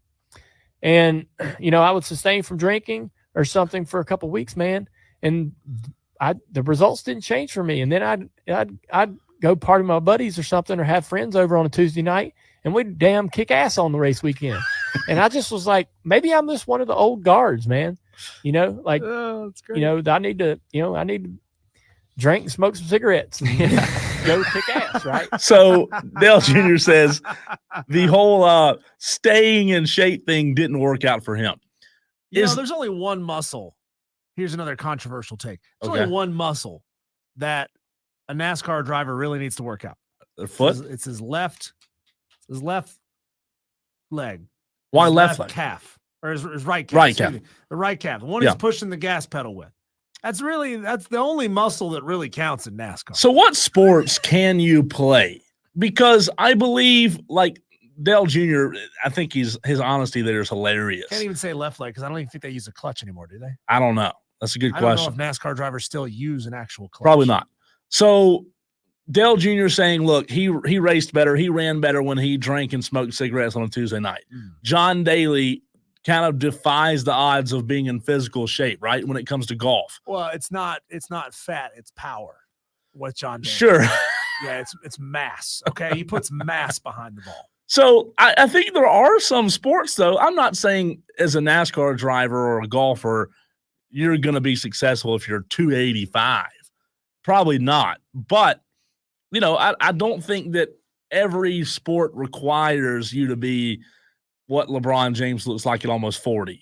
One texter says bowling is why I love bowling, says Joey. Another texter says golf and bowling as well as pickleball. I've never played pickleball. I know it's gaining popularity. Don't you just kind of stand there to play pickleball? Is it like tennis? Kind of. I mean, my understanding is a pickleball is kind of like playing tennis with a wiffle ball. Oh, okay. In a way, not 100%. So I believe you can be out of shape and fat and overweight and play golf. John Daly's shown us that. Now, I do believe that Tiger kind of, I don't want to say reinvented the wheel, but like when Tiger came onto the scene, we talked about this yesterday, Diesel, he was the first one that really put as much work into his physical, well-being in terms of what made golf so incredible. So he kind of did change the game when it comes to golf because he did take care of his body. John Daly didn't. John Daly's still a good golfer. John Daly didn't have the career that Tiger had, but do you think that NASCAR is one of those sports where you could be 250, 275 and still be successful? You can. I mean, first of all, probably a good idea to drop a couple pounds, weight savings and all in a stock car. It might help you just a little bit when one driver is 185 and another driver is 255. Maybe not carrying around another 80 to 100 pounds of fat in your car would help just a little bit. I mean, on the grand scheme of things, it can't hurt.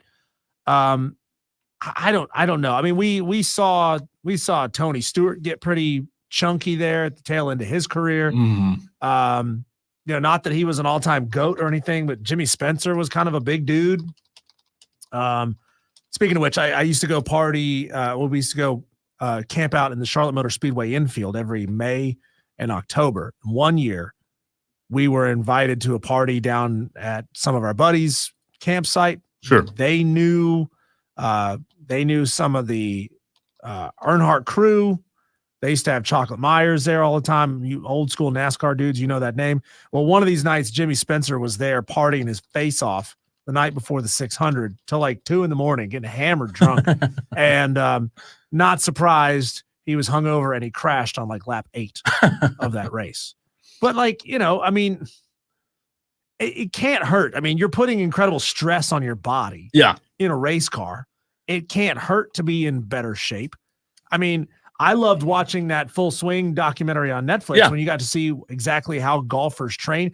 What Tiger did is he made every golfer feel like they had to be in great shape to play golf.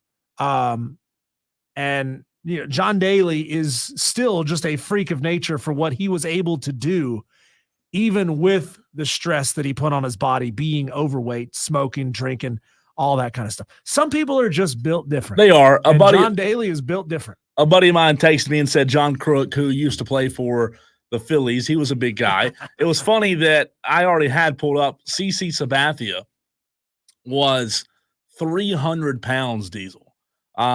Prince Fielder, 285.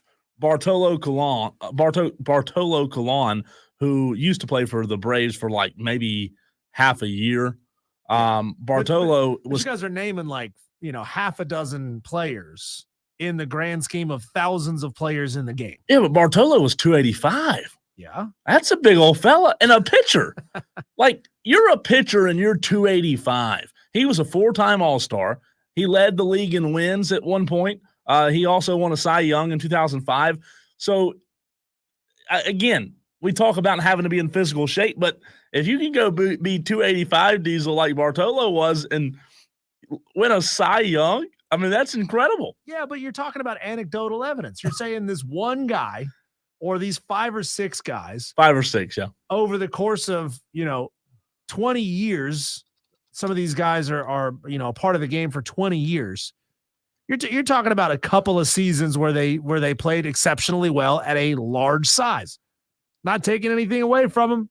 That's great that they were able to do that, but they are not the norm. They are the exception. William Refrigerator Perry played at Clemson. Yeah. He was 382. What was that guy's name they called the hefty lefty? 382 when he played for Chicago. Jared Lorenzen. Oh, yeah. Jared Lorenzen, he was, let me see how much he weighed. I didn't realize how. 285. Quarterback.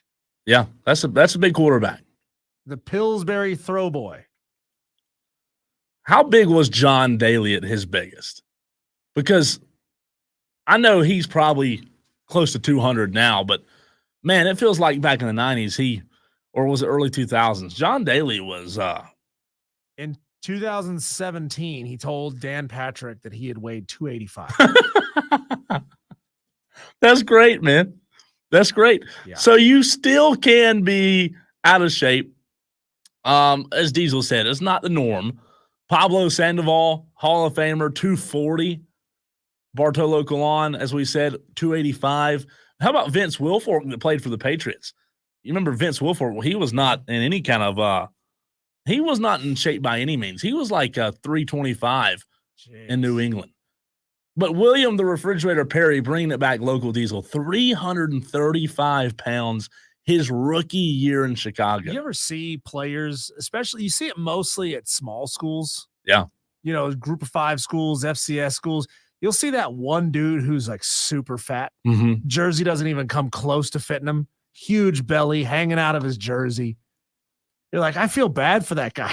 I feel bad for him having to get up off the ground a couple dozen times throughout the game, having to go push against somebody, having to run on and off and on and off and on and off the field. What's the movie about the fat kid at Alabama? Have you seen that? I say Sandra Bullock movie? No. The Brandon Burlsworth at Alabama. If you want the to make walk a movie on about fat people in Alabama, we're going to be here all day.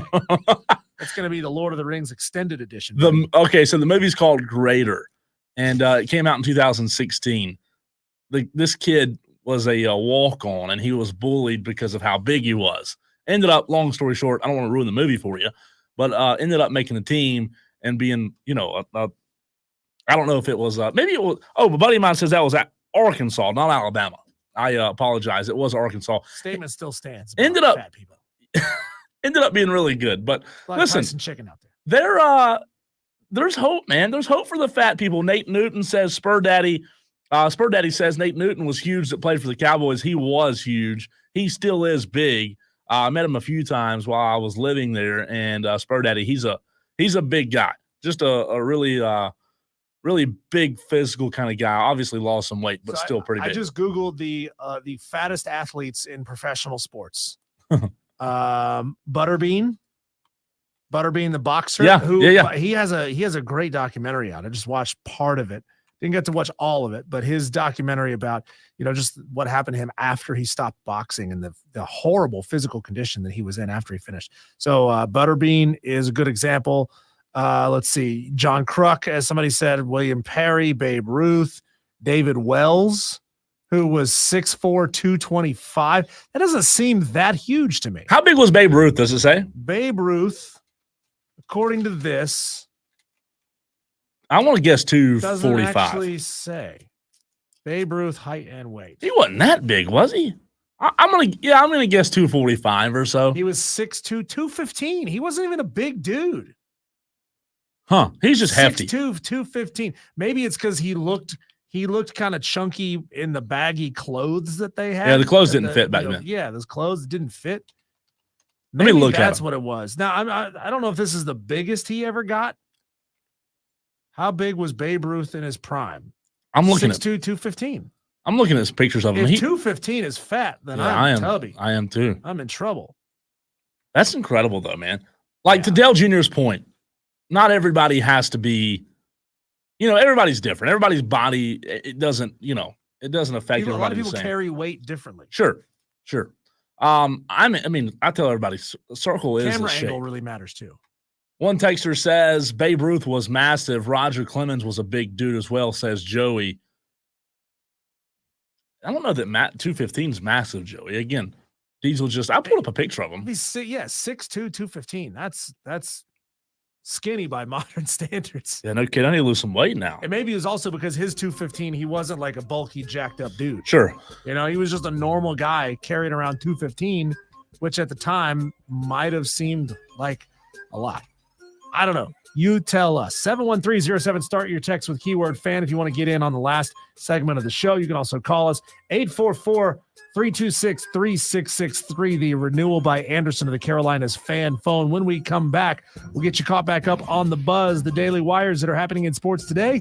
And we'll put a bow on this show. I'm Diesel. He's Cole Bryson. This is the Fan Upstate.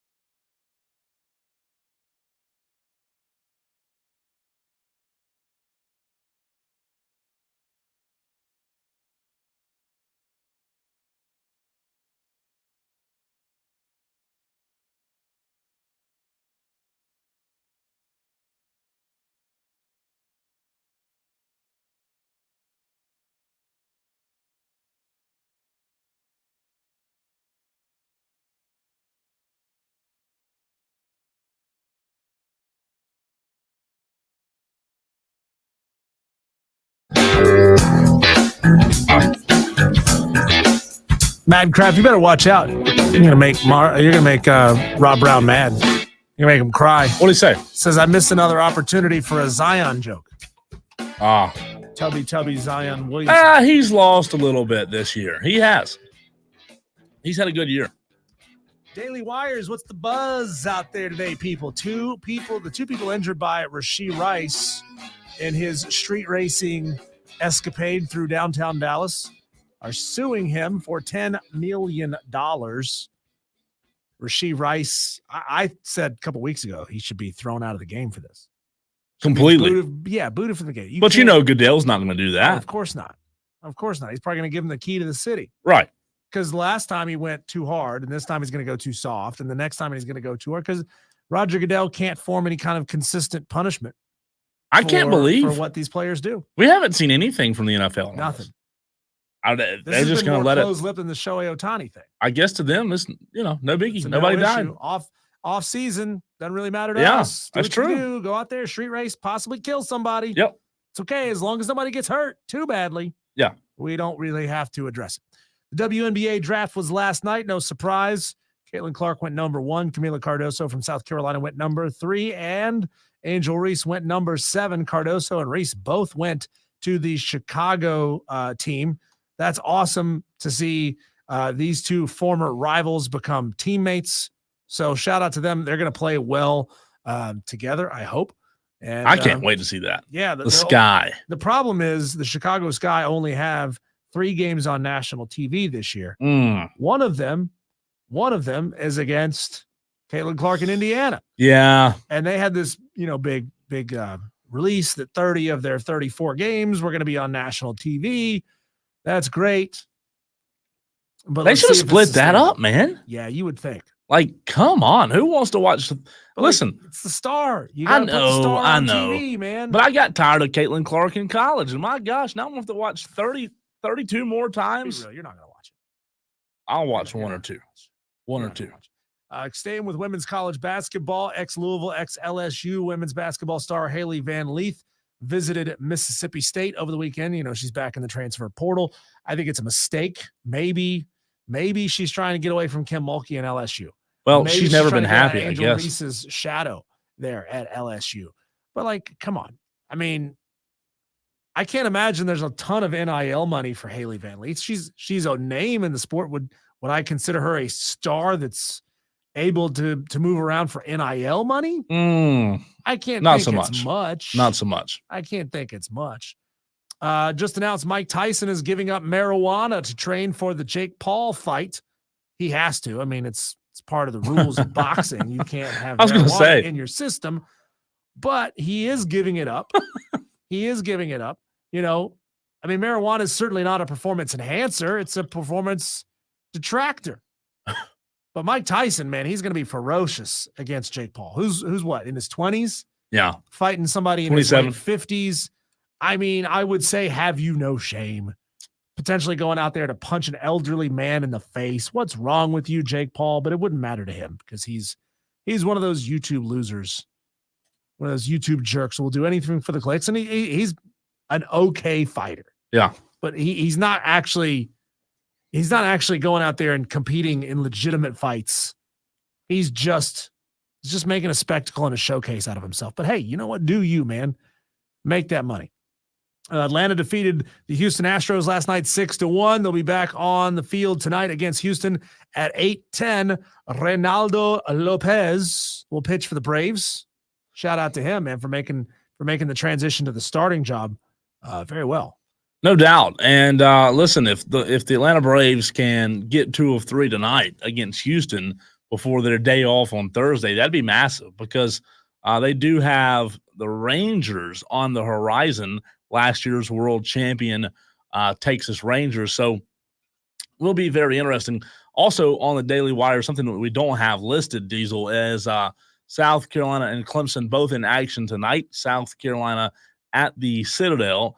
I would imagine South Carolina has no problem with them. They have not won a SoCon game yet. The Citadel hasn't. So, but what if the Citadel pulls this one out? I don't think they will. I don't think they will either. But what if? Would this be a pretty bad loss? Yeah, this would be a bad loss. This would be another Fire Mark Kingston loss. Yeah, wouldn't be good. No. Definitely wouldn't be good. Clemson needs to get right, though. Clemson needs to get right. They dropped 2 of 3 to NC State. They did win on Sunday in Game 3. They host Charlotte tonight. Should be a get-right game for Clemson. They desperately need to win tonight. I know it's a midweek game, and you might think, well, why are you saying they desperately need to win a midweek game? Well, last week was just a bad week. You lost to USC Upstate, and then you lost 2 in a row to NC State. You didn't win a game last week. Beginning on, with your midweek game. So you definitely, if you're Clemson, you got to get back on the winning side of things. Charlotte's a sub 500 team, 16-20 on the season.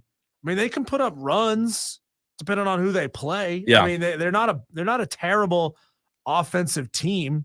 They put up 9 on Maryland. I'm just kind of scrolling down their schedule here. 9 on Maryland. They put up 21 on UNC Wilmington, which is ludicrous. They put up 13 on Florida Atlantic, 11 on South Florida. They can score.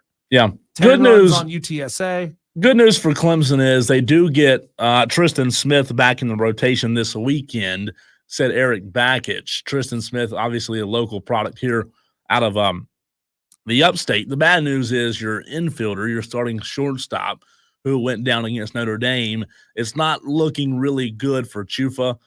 It seems as if he may be out for a while. The media members that I talked to the other night at the game did not have high hopes on him. So that's some bad news.